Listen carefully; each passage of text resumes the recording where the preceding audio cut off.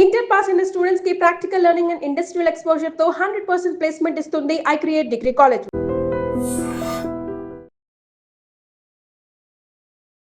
సిరివెన్నెల సీతారామశాస్త్రి గారు ఆయన కేవలం తెలుగు సినిమాకో తెలుగు పాటకో పరిమితం అయిపోయిన కవి కాదు. ఆయన మాట పాట ప్రతి ఒక్కటి ఏదో క్షణంలో మనల్ని ఇన్స్పైర్ చేస్తూనే ఉంటుంది, మనకు ముందు నడిపిస్తూనే ఉంటుంది.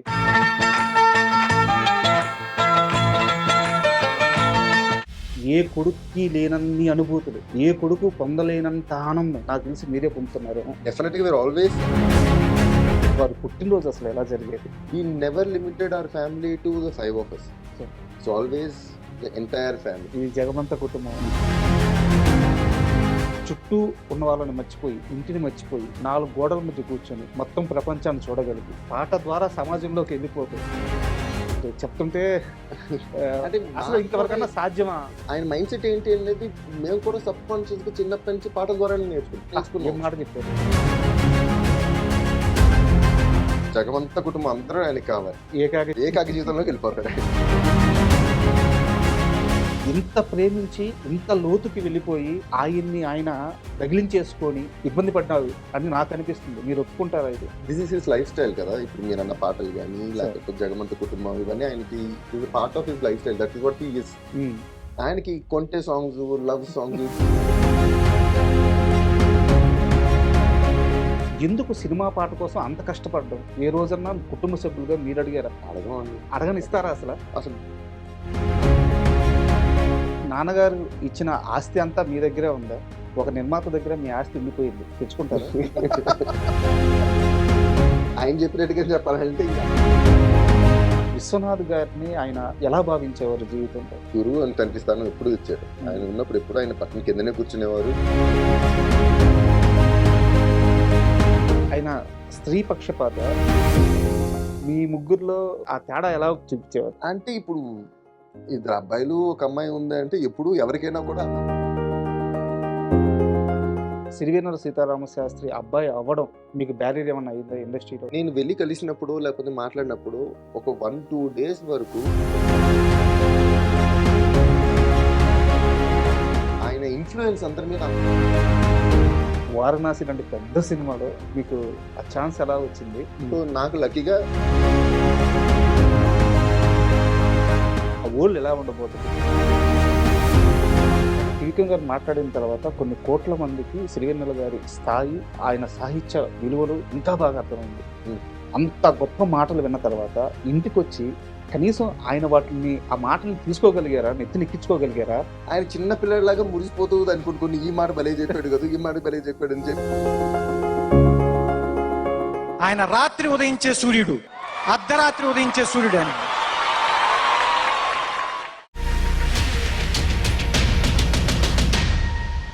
Hi, welcome to my show.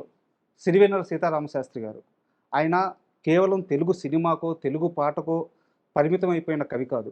ఆయన సమాజంలో మనతో పాటు కలిసిపోయిన వ్యక్తి, మన తప్పుల్ని దిద్దిన వ్యక్తి, మన కష్టాలను తీర్చిన వ్యక్తి, మన కన్నీళ్ళని తుడిచిన వ్యక్తి, మనతో పాటు ప్రయాణించిన వ్యక్తి, మనల్ని విజయం వైపు నడిపించిన వ్యక్తి.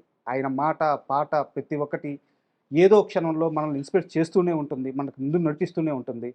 అలాంటి సిరివెన్నెల గారి జయంతి సందర్భంగా వారి కుమారుడు రాజా గారితో మాట్లాడడం చాలా ఆనందంగా ఉంది. సో సిరివెన్నెల గారి సినీ ప్రయాణం మాత్రమే కాదు, ఆయన వ్యక్తిగత జీవితం కూడా ఎంతో ఇంట్రెస్టింగ్గా ఉంటుంది. ఈ పార్శ్వంలో మనం ఈరోజు ఇంటర్వ్యూ చేద్దాము. హాయ్ సార్, నమస్తే. సార్, సిరివెన్నెల సీతారామశాస్త్రి గారు అంటే నేను స్ట్రైట్గా ఒక క్వశ్చన్ అడుగుతాను. ఒక మామూలు కుర్రాడు, నేను ఎక్కువ అబ్బాయిల గురించే చెప్తున్నాను. చిన్నప్పుడు నాన్న గురించి తెలియదు, నాన్న వాల్యూ తెలియదు చాలామందికి కుర్రాళ్ళకి. పెద్ద అయిపోయిన తర్వాత ఒక ఫంక్షన్కి వెళ్తేనో, ఒక ఈవెంట్కి వెళ్తేనో, లేదా ఒక బంధువుల ఇంటికి వెళ్తేనో, రే మీ నాన్న అప్పట్లో ఎంత గొప్పరా, ఇలా అనగానే ఒళ్ళు పులకించిపోద్ది.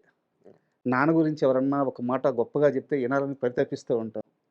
ఎక్కడికన్నా వెళ్తే రే ఆ పంచకట్లో అచ్చం మీ నాన్నను చూసినట్టే ఉందని ఒక మేనతో ఒక మాట అంటే అదొక ఆనందం.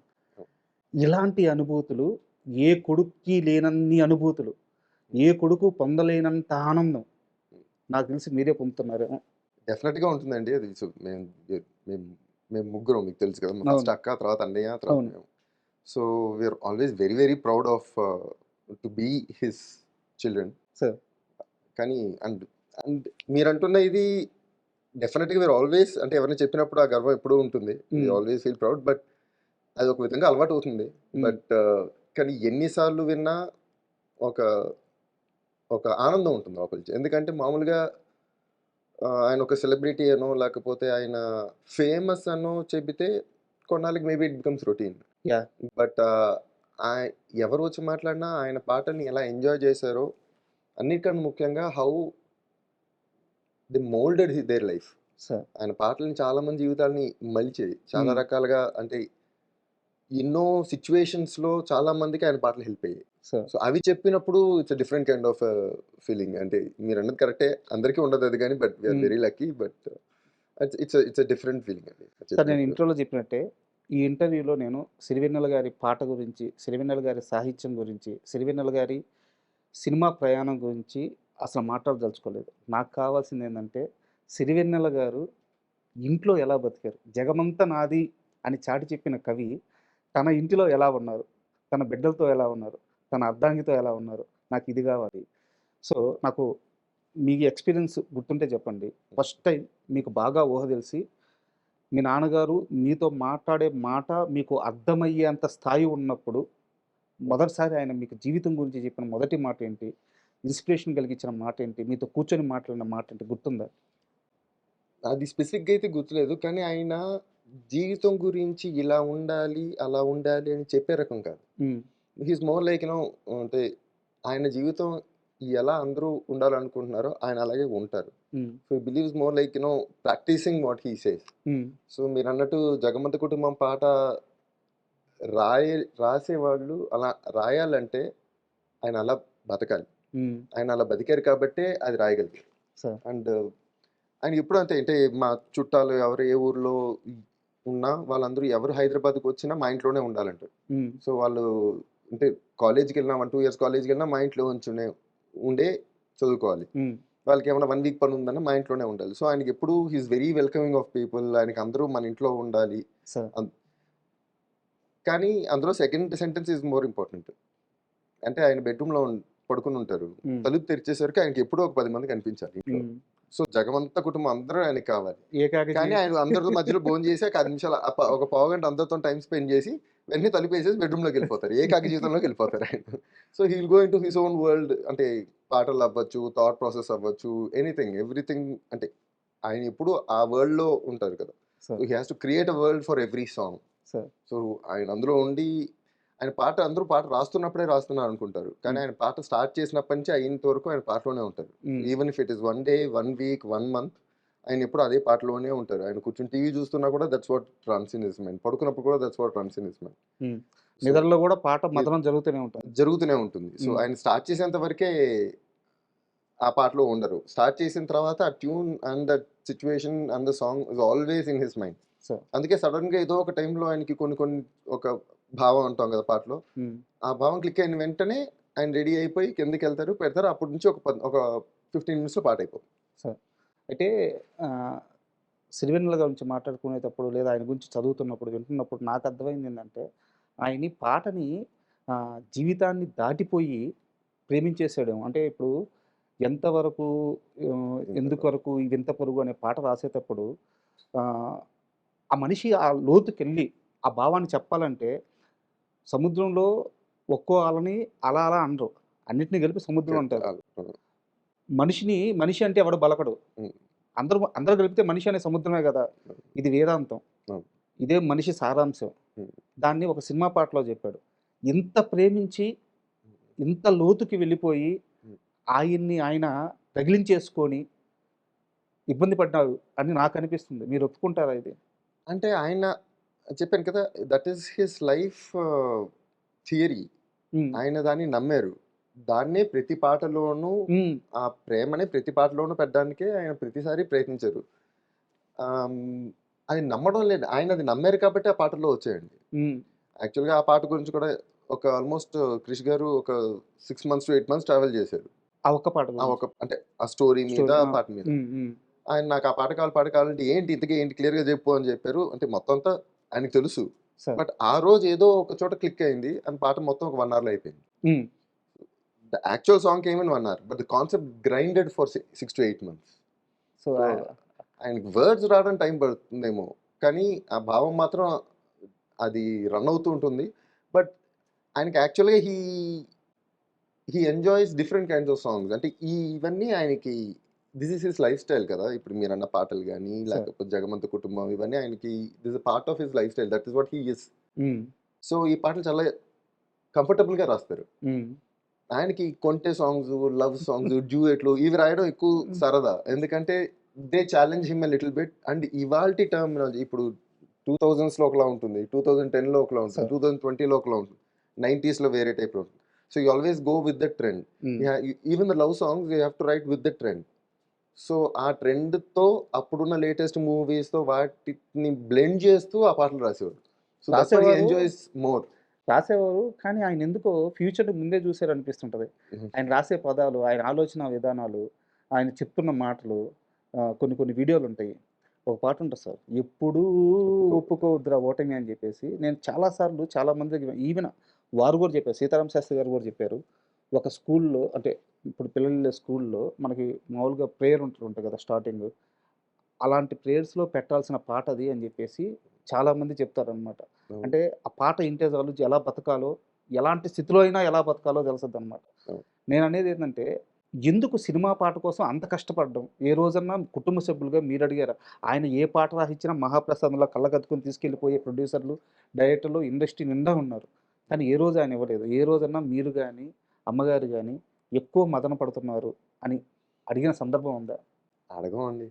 అడగనిస్తారా అసలు? అంటే అడగనివ్వకపోవడం కాదు, మేము అడగం అంతే. ఎందుకంటే ఎవ్రీవన్ హ్యాస్ దేర్ ఐడెంటిటీ కదా. సో ఆయన మామూలు ఒక చేంబోలు సీతారామ శాస్త్రి గారు, సిరివెన్నెల సీతారామ శాస్త్రి గారు అయ్యి ఇంతమందికి ఇంత స్ఫూర్తిని, ఒక డైరెక్షన్ని ఇచ్చిన వాళ్ళు, ఎందుకు అదంతా మీకు అవసరమా అని అడగడానికి అసలు ఆ థాట్ మాకు ఎప్పుడూ రాలేదు. అంటే అంటే ఆయన he gives only his best. Sir ఎందుకంటే మీరు ఇప్పుడు అన్నారు ఏది ఇచ్చినా తీసుకెళ్ళిపోతారు ప్రొడ్యూసర్లు అని చెప్పి. నిజమే, కరెక్టే. చాలా మంది ఉన్నారు, చాలా మంది అడిగారు. మా నాన్న రాసేటప్పుడు ఒక వర్షన్ రాస్తారు, అక్కడ పెడతారు. వాళ్ళు తీసుకున్న వర్షన్ చదివినప్పుడు ఓ చాలా బాగుంది సార్, ఐఎమ్ వెరీ హ్యాపీ, నాకు బాగా నచ్చింది అని. అది నీకు అందాక టైం పాస్ కోసం వచ్చాను, వెయిట్ చేయని చెప్తారు. సార్ నాకు రేపని షూటింగ్ ఉందంటే పర్లేదు, పోస్ట్పోన్ చేసుకో అంటారు. నాకు ఈ వర్షన్ ఓకే అంటారు, నేను ఇవ్వను, వెయిట్ చేయి అంటారు. సో అనదర్ వర్షన్ ఆయన సాటిస్ఫై అయిన తర్వాత ఆ వర్షనే ఆయన ఇస్తారు. Sir so it's never that నువ్వు సాటిస్ఫై అయిపోతే సరిపోదు, నేను కూడా సాటిస్ఫై అవ్వాలి. అంటే ఈ పాటకి ఎంతకన్నా బెటర్గా వస్తుందని నాకు తెలిసినప్పుడు I will give you what ever the best I can give. At the end of the day ఒక పాటకి ఒక చరణం, ఒక పల్లవి 2 చరణాలు, సారీ. సో ఆయన ఆ సిచ్యువేషన్ మళ్ళీ ఇంకో చోట వర్కౌట్ అవ్వదు. So every song is different, every situation is different, every character is different, every tune is different. So ఇందులో maybe I can give you more, so wait for it at. అలా wait చేసిన వాళ్ళు అందరికన్నా ఎక్కువ అయితే అంటే MS రాజు గారు అనుకుంటా, నాకు గుర్తున్న వాళ్ళు. ఆయన ఎప్పుడు ఏమీ మాట్లాడరు, ఈయన ఎన్ని వర్షన్ ఇచ్చినా ఇదండి అంటారు, కాదు వెయిట్ చేయంటే ఓకే అంటారు అంతే. సో ఆయన ఎప్పుడు ఇది ఫైనల్ వర్షన్ అన్నారు, ఆయన తీసుకెళ్ళిపోయి రికార్డ్ చేయించేసుకుని లొకేషన్కి వెళ్ళినప్పుడు విని ఎంజాయ్ చేసుకుంటారే తప్ప ఆయన ఎప్పుడు నాన్నగారిని క్వశ్చన్ కూడా చేయరు అనమాట. సో ఆయన వాళ్ళిద్దరి ఈక్వేషన్ అలాంటిది. ఈ మధ్య ఇంటర్వ్యూ చేసినప్పుడు love each other, so they respect each other. So ఒక మాట అన్నారు సార్, ఆయన ఇంటర్వ్యూలోనే అన్నారు, ఆయన పాట రాస్తుంటే ఆయన దగ్గర కూర్చొని ఒక పరమేశ్వరుడు ఒక రకమైన అదొక ఉన్మత్తం, అలాంటి ఒక పీక్ స్టేజ్లో ఆయన ఉంటే ఒక భక్తుల్లాగా ఎప్పుడు ప్రసాదం వస్తుందని ఎదురు చూసేవారంట ఆయన. అంత గొప్పగా చెప్పారు. ఆయన మామూలుగా అందరూ చూసేటప్పుడు పేరు మీద కూర్చొని పాట రాస్తున్నట్టే కనిపిస్తుంది కానీ, but he goes into a different trance. అంటే మన ఆ టైంలో ఉన్నప్పుడు ఎవరన్నా వచ్చి కూర్చున్నారు ఎదురుకుండా, మళ్ళీ వెళ్ళిపోయారు, వాళ్ళకి ఆయనకి తెలియదు. ఆయన అక్కడే ఉంటారు కానీ అదే అంటే పీక్ కాన్సన్ట్రేషన్ అంటాం, ఒక ఆల్ఫా థాట్స్ అంటాం చూడండి, అంటే ఒకటే థాట్ మీద ఉండగలగడం అని. So he stays in that. అంటే ముందు ఏం కనిపించదు, ఆయన అందరిని చూస్తున్నట్టే ఉంటుంది కానీ ఏం చూడదు, ఇది only in the song. So అలా హీ సెట్స్ ఫర్ లైక్ కొన్నిసార్లు అయితే 36 hours, 1.5 days, 2 days అలా కూర్చుండి నాన్ స్టాప్ గా. Probably doesn't even go to the rest room also. అలా కూర్చుని పోతారు, అదే ఇంట్లో ఉంటుంది. సో ఆ concentration level is whole different thing. Sir మామూలుగా నేను 12 సంవత్సరాల నుంచి రైటర్గా ఉంటున్నాను. అంతకుముందు 3 సంవత్సరాల నుంచి నేను రైటర్‌ని అనుకోని ఊహలో ఉండేవాడిని. అంటే ఇంచుమించు 15, 16 సంవత్సరాల నుంచి సిరివెన్నెల గారి పాటల్ని, ఆయన సినిమా పాటల్ని, మాటల్ని అన్నిటిని ఫాలో అవుతూ వస్తున్నా. ఎక్కడ ఆ మనిషికి భయం అనేది లేదు.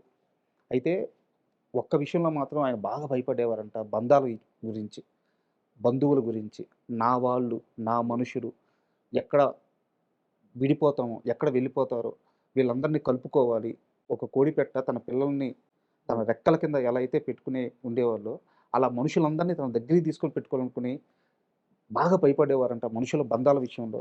ఎందుకు ఆయన అంటే ఒక అంటే కొడుకుగా మీరు చెప్పండి? నేను భయపడే వాళ్ళు నేను అనుకోనండి. బట్ అంటే ఇప్పుడు మామూలుగా ఎవరైనా పరిచయం అవుతారండి. సో, అన్న అని పిలువు, లేకపోతే బాబాయ్ అని పిలువు, చిన్న పిల్లలుంటే బాబాయ్ అని పిలువు అని చెప్తారు. హ్మ్. చెప్పినప్పుడు మనకి ఎంతైనా సరే అలా చెప్తున్నాడు అని కొంచెం అలవాటయ్యి పిలిచి, కొంచెం అలవాటయిన తర్వాత పిలిచిన తర్వాత maybe he is genuinely affectionate ఏమో! అలా పిలవడానికి నచ్చడం అనేది ఒకటుంటుంది. హ్మ్. అన్న అని పిలిచినా కొంచెం ఫస్ట్‌లో కొంచెం ఆక్వర్డ్‌గా ఉంటుంది. After that you get used to it or you really like the person. మీకది you will feel it. Sir. But ఆయన మొదట ఎవరొచ్చినా ఇప్పుడు మీరు మీకు తెలిసుండారా ఆయన్ని? లేదు సార్. మీకు నాకు కలవడం కుదరలేదు. కలవలేదు. సో, కలిసిన వెంటనే "ఏరా ఎలా ఉన్నావు అబ్బాయి" అంటారు. హ్మ్. సార్ అని పిలిచిన వెంటనే "ఎందుకు పెదనాన్న అని పిలువు" అంటారు. హ్మ్. అది అన్నది you will know in the first 1 second that it is genuine. Sir. అంటే యూ విల్ ఫీల్ ఇట్. అంటే ఆయన he is so clean at his mind and heart.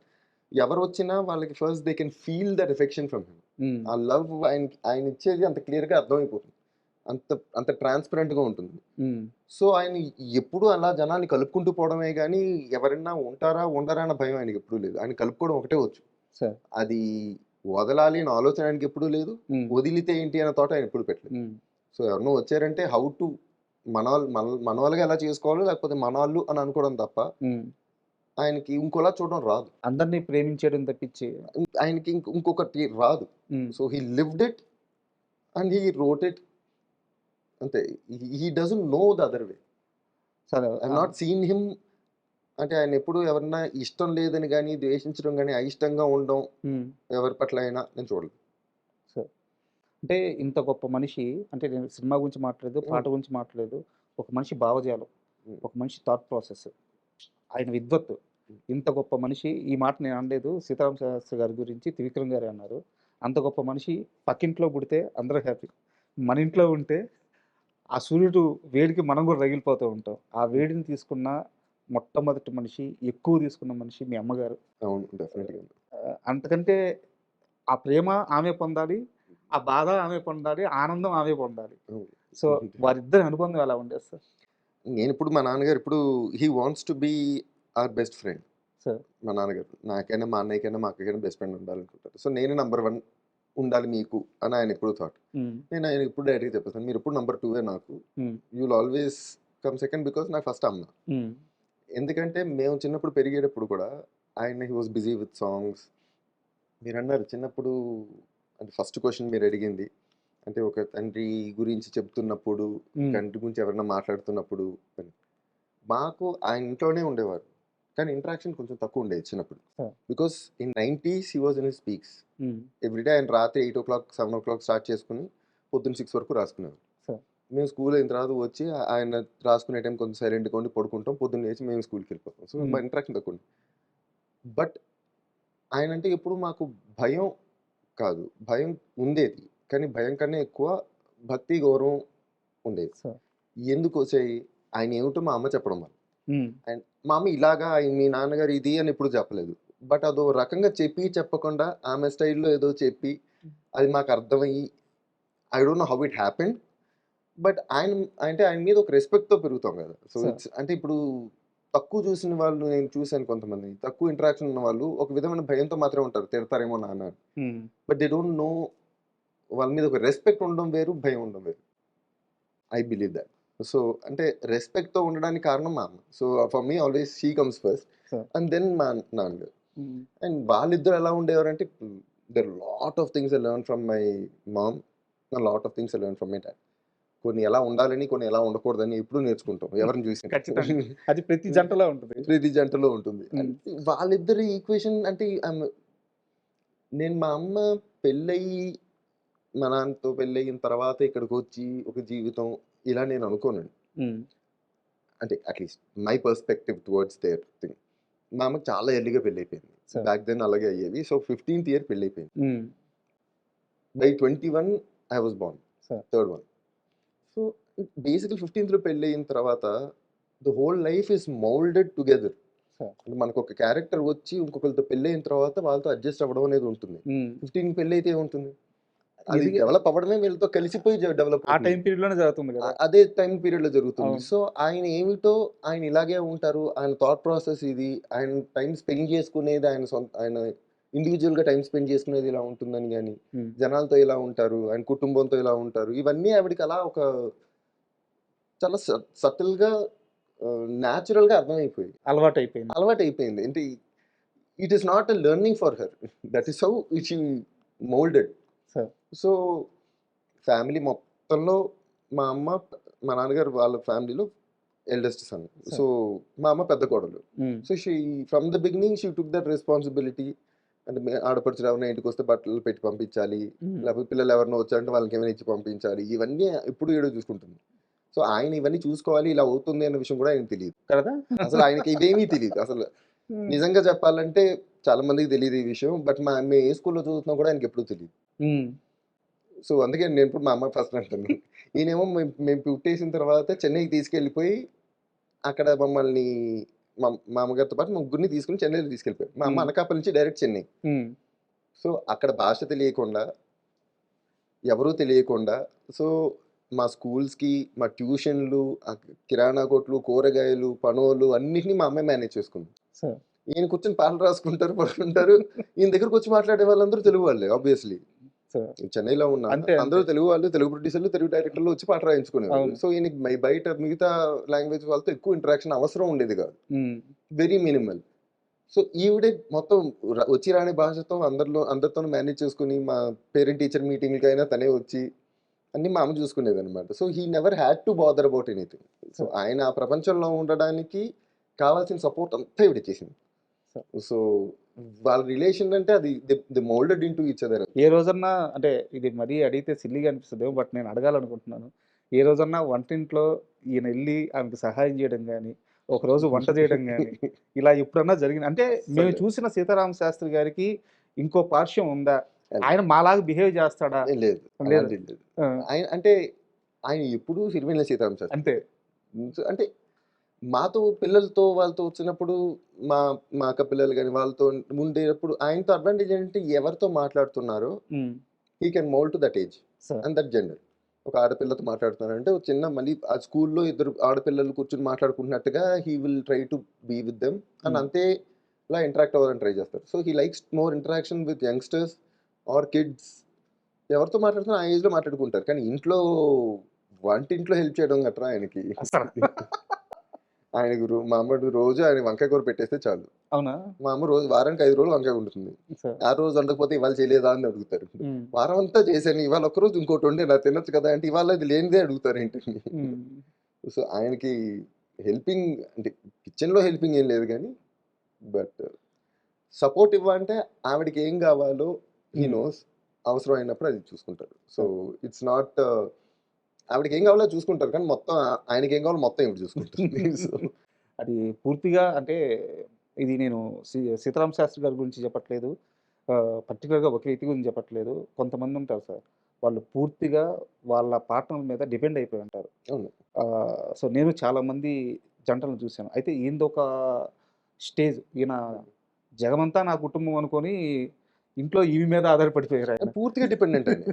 అయితే నా డౌట్ ఏంటంటే, ఆయన డబ్బుని ఎలా చూసేవారు సార్? ఎందుకంటే మీరే అన్నారు ఇప్పుడు, నేను ఎక్కడ చదివేవానో వారికి తెలియదు, మేము ఎలా పెరుగుతున్నాము అంటే, ఐ మీన్ ఎలా పెరుగుతున్నామంటే మీ ఎదుగుదల, క్రమశిక్షణ వారి గురించి కాదు. ఆయన ఆయన చూసే టైం లేదు. అంతసేపు పాట మీద కూర్చున్నారంటే అది డబ్బు కోసం కాదు. ఆయన పాటని ఒక మీడియంగా వాడుకున్నారు సమాజంలోకి వెళ్ళడానికి. అలాంటి స్థితికి వెళ్ళిపోయిన మనిషి డబ్బుని ఎలా చూస్తాడో అని తెలుసుకోవాలని ఉంది. అంటే కొంతమంది చెప్తారండి డబ్బు నాకు అంటదు అని. అలా చూసిన ఒకే ఒక వ్యక్తి ఈయన. ఆయనకి డబ్బు అంటదు అంటే లిటరల్గా ఆయనకి అనవసరం అంతే. డబ్బులు నేను దాచాలి, నెక్స్ట్ జనరేషన్కి ఇవ్వాలి, లేకపోతే ఇన్ని కొనుక్కోవాలి, ఇంత బ్యాకప్ ఉండాలి. ఇవన్నీ ఆయన ఎప్పుడు ఏ రోజు అసలు ఆయనకి అది అర్థం కాదు. సార్. ఆలోచించలేదు కదా, అసలు అటేపు ఆ థాట్ ప్రాసెస్ వెళ్ళదు. హ్మ్. ఇప్పుడు నెసెసిటీయా? ఓకే. తీసుకుంటాము. దానికి ఏదో ఇంట్లో అప్పట్లో మా బాబాయ్ చూసుకునేవాళ్ళు, తర్వాత మా అన్నయ్య చూసుకునేవాళ్ళు. So what ever someone always used to organise the house hold okay. Things. హ్మ్. అది మా అమ్మ కొన్నాళ్ళు చెన్నైలో ఉన్నప్పుడు మా అమ్మ చూసుకుంది. తర్వాత కొన్నాళ్ళు మా బాబాయ్. ఇక్కడికి వచ్చిన తర్వాత మా బాబాయ్, మా అన్నయ్య వాళ్ళు చూసుకున్నారు. సో ఆయన ఎప్పుడు ఇంటికి ఎంత అవసరం, ఇంటికి ఏంటి రిక్వైర్మెంట్స్, ఇవన్నీ ఏ రోజు ఆయనకి తెలీదు, ఆలోచించలేదు. హ్మ్. అసలు ఎప్పుడు దాని గురించి అటేపు ఆయన మైండ్ వెళ్ళలేదు. అండ్ దాచాలి, ఇంకెవరికైనా ఇవ్వాలి, డబ్బు అవసరం, ఇవన్నిటి గురించి ఆయన ఎప్పుడు ఏ రోజు ఆలోచించలేదు. డబ్బు అంటని వ్యక్తి ఎవరైనా ఉన్నారంటే ఇంతవరకు నేను చూసిన అసలు ఆయన ఎంత సంపాదించాడు అన్న విషయం ఆయనకి తెలుసా? తెలియదు. తెలీదు. అంటే ఎందుకు ఈ ప్రశ్న అడిగానంటే, ఒకసారి వీడియోలో వేరే ఇంటర్వ్యూలోనో ఏదో వీడియోలోనో మన త్రివిక్రమ్ గారు చెప్పారు. జోబీలో నుంచి గుప్పెట్లతో డబ్బు ఇలా తీసి ఏసేవారంట. ఆ లెక్కేయడం అది ఉండదంట. అవును. జోబీలో దేనికి డబ్బు ఉందా? ఎవరో నిర్మాత ఇచ్చారు. ఆ గుప్పిట్లో తీసి అక్కడ ఎయడమే. అయిపోయింది. ఇంక పాటకెళ్ళిపోవడం. ఇంక మళ్ళీ డిస్కషన్‌కెళ్ళిపోవడం. అంతే. ఇలా ఉండేది సీతారామ శాస్త్రి. ఎవరికైనా ప్రాబ్లమ్ వచ్చిందంటే, ఇంక అవసరం ఉంది అంటే ముందు ఇచ్చేస్తారు. హ్మ్. అంటే ఇంకలా అంటే అలా చాలా మంది చేసినవి ఉన్నాయి. He doesn't count or we don't ask. సరే. సో మేము ఎప్పుడు అంటే సీ ఇప్పుడు ఆయన కొన్ని రకాల పాటలు రాయాలి అంటే ఆ మైండ్ అలా ఉంటేనే వస్తాయి. అంత జెన్యూన్‌గా, అంత క్లీన్‌గా, అంత కంఫర్టబుల్‌గా ఉంటేనే అలాంటి పాటలు వస్తాయి. అది నేను నమ్ముతా. సరే. ఆయన అలా బతికారు కాబట్టే ఆ పాటలు రాయగలిగారు. హ్మ్. ఇప్పుడు ఎంతో కొంత మైండ్‌లో గ్రీడ్ ఉన్న వ్యక్తో, లేకపోతే ఏదో ఒక జెలసీ ఉన్న వ్యక్తో, ఒక చిన్న హేట్రెడ్ ఉన్న వ్యక్తి 1, 2 పాటలు అలా రాస్తారేమో గానీ, లైఫ్‌లో రాసిన ప్రతి పాటలోనూ అంతే జెన్యూనిటీ కనిపించడం కష్టం. జీవితం కనిపించడం కష్టం. జీవితం కనిపించడం కష్టం అని నేను నమ్ముతున్నా. సరే. సీ నా వయసు ఈ టాపిక్‌లో నా వయసు చిన్నదే. నేను దాని గురించి ఎక్కువ మాట్లాడలేను. దాని గురించి మాట్లాడే అంత ఎక్స్‌పీరియన్స్ నాకు లేదు గానీ, బట్ ఆయన్ని పర్సనల్‌గా చూసాను కాబట్టి, ఆయన పాటల గురించి ఎవరైనా ఎలా ఫీల్ అయ్యారో మాకు చెప్తూ ఉంటారు కాబట్టి, దాన్ని బట్టి చెప్తున్నాను. సో, ఆయన రాసిన ప్రతి పాట జస్ట్ వర్డ్స్ వెళ్ళవు. అందులో ఒక సోల్ వెళ్తుంది. Correct. It will connect to everybody on a different plane. దానికి కారణం ఆయన ఎలా ఉండేవారో అదే రాశారు కాబట్టి, ఆయన అలాగే బతికారు కాబట్టి ఇట్ వర్క్స్. అండ్ నాకు బాగా ఇంట్రెస్టింగ్‌గా అనిపించింది ఏందంటే, కొన్ని కొన్ని వీడియోలున్నాయి. మీ ఇంట్లోనే అది నేను సాహిత్య సభ అనొచ్చో, లేకుంటే పాట కచేరీ అని అనొచ్చో నాకు తెలీదు గానీ, మీ కుటుంబ సభ్యులందరినీ కూర్చోబెట్టుకొని, అంటే మీ ఫ్యామిలీ మెంబర్స్ ఆడవారుంటారు, మగవారుంటారు. ఆయన ఒక సోఫాలో కూర్చొని ఇట్లా తాళం కొడతా, నచ్చిన పాట పాడుతా ఉంటారు. ఇలాంటి కార్యక్రమాలు ఎప్పుడు జరుగుతాయి మీ ఇంట్లో? అసలు ఎప్పుడు జరిగేవి? ఆయనే ఇనిషియేట్ తీసుకునేవాడా? అవి కూర్చోపెట్టి పాటలు పాడడం ఆయనకి ఇట్స్ ఆల్ ఆయన ఆ రోజు ఆయన మైండ్ ఎలా ఉంది అని. ఇట్స్ ఇన్ వెరీ కంఫర్టబుల్ అంటే ఐ వాంట్ ఎక్స్‌ప్రెస్ అని ఒక హ్మ్. జోన్ ఉంటుంది. హ్మ్. అప్పుడు అందరూ ఇంట్లో ఉన్నారంటే ఏదో మాట్లాడుతూ ఆయనే సడెన్‌గా ఏదో ఒకలా అనుకుని ఒక పాట స్టార్ట్ చేసుకుంటారు. హ్మ్. సో, అటునుంచి ఆయనకి నచ్చిన పాట పాడుతుంటారు. అండ్ ఆబ్వియస్‌లీ ఆయన పాట మొదలెట్టిన వెంటనే మొత్తం చుట్టాలందరూ అక్కడ కూర్చున్నప్పుడు everybody will settle down there. ఎంతసేపు ఉంటే అంతసేపు ఆ ఇంటరాక్షన్. డిఫరెంట్ ఏదో ఇంటరాక్షన్ వస్తుంది. అక్కడి నుంచి ఇంకో పాట పాడుతుంటారు.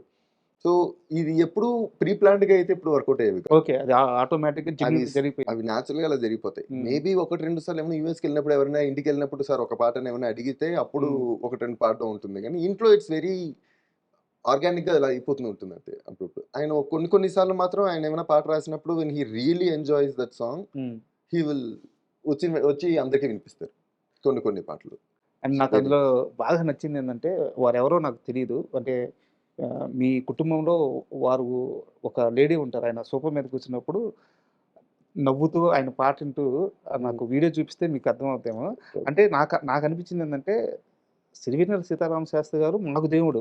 మేము ఎప్పుడు ఆయన్ని ఒక పరమేశ్వరుడిని చూసినట్టే చూస్తుంటాం. అవును. రోజు ఆయనతోనే ఉంటూ, ఆయన ఉండే ఇంట్లోనే ఉంటూ, ఆయనతో ఏదో ఒక రక్త సంబంధం ఉంటూ, ఆ మనిషి కూడా ఆయన్ని అలాగే చూస్తుంది. అంటే మీకు నేను చెప్పే వీడియో గుర్తొచ్చిందా? అంటే పక్కన తెలుసు. అంటే ఇప్పుడు ఒక ఒక ఆరా అంటాం చూడండి. సార్. ఆయన మామూలుగా మాతో ఒక్కోసారి పొద్దున్న లేచి బ్రేక్‌ఫాస్ట్ చేస్తున్నప్పుడో, లేకపోతే లంచ్ చేస్తున్నప్పుడో ఉండే ఇదొకటుంటుంది. బట్ ఆయన ఎప్పుడైతే పాట మొదలు పెడతారో పాడుతున్నప్పుడు హ్మ్. He will go into a different అంటే మీరన్నట్టుగా ఒక అవతారం తీసినట్టుగానో, లేకపోతే ఏదో ఒక ఇది ఒక ఒక ఆరా వస్తదండి. సార్.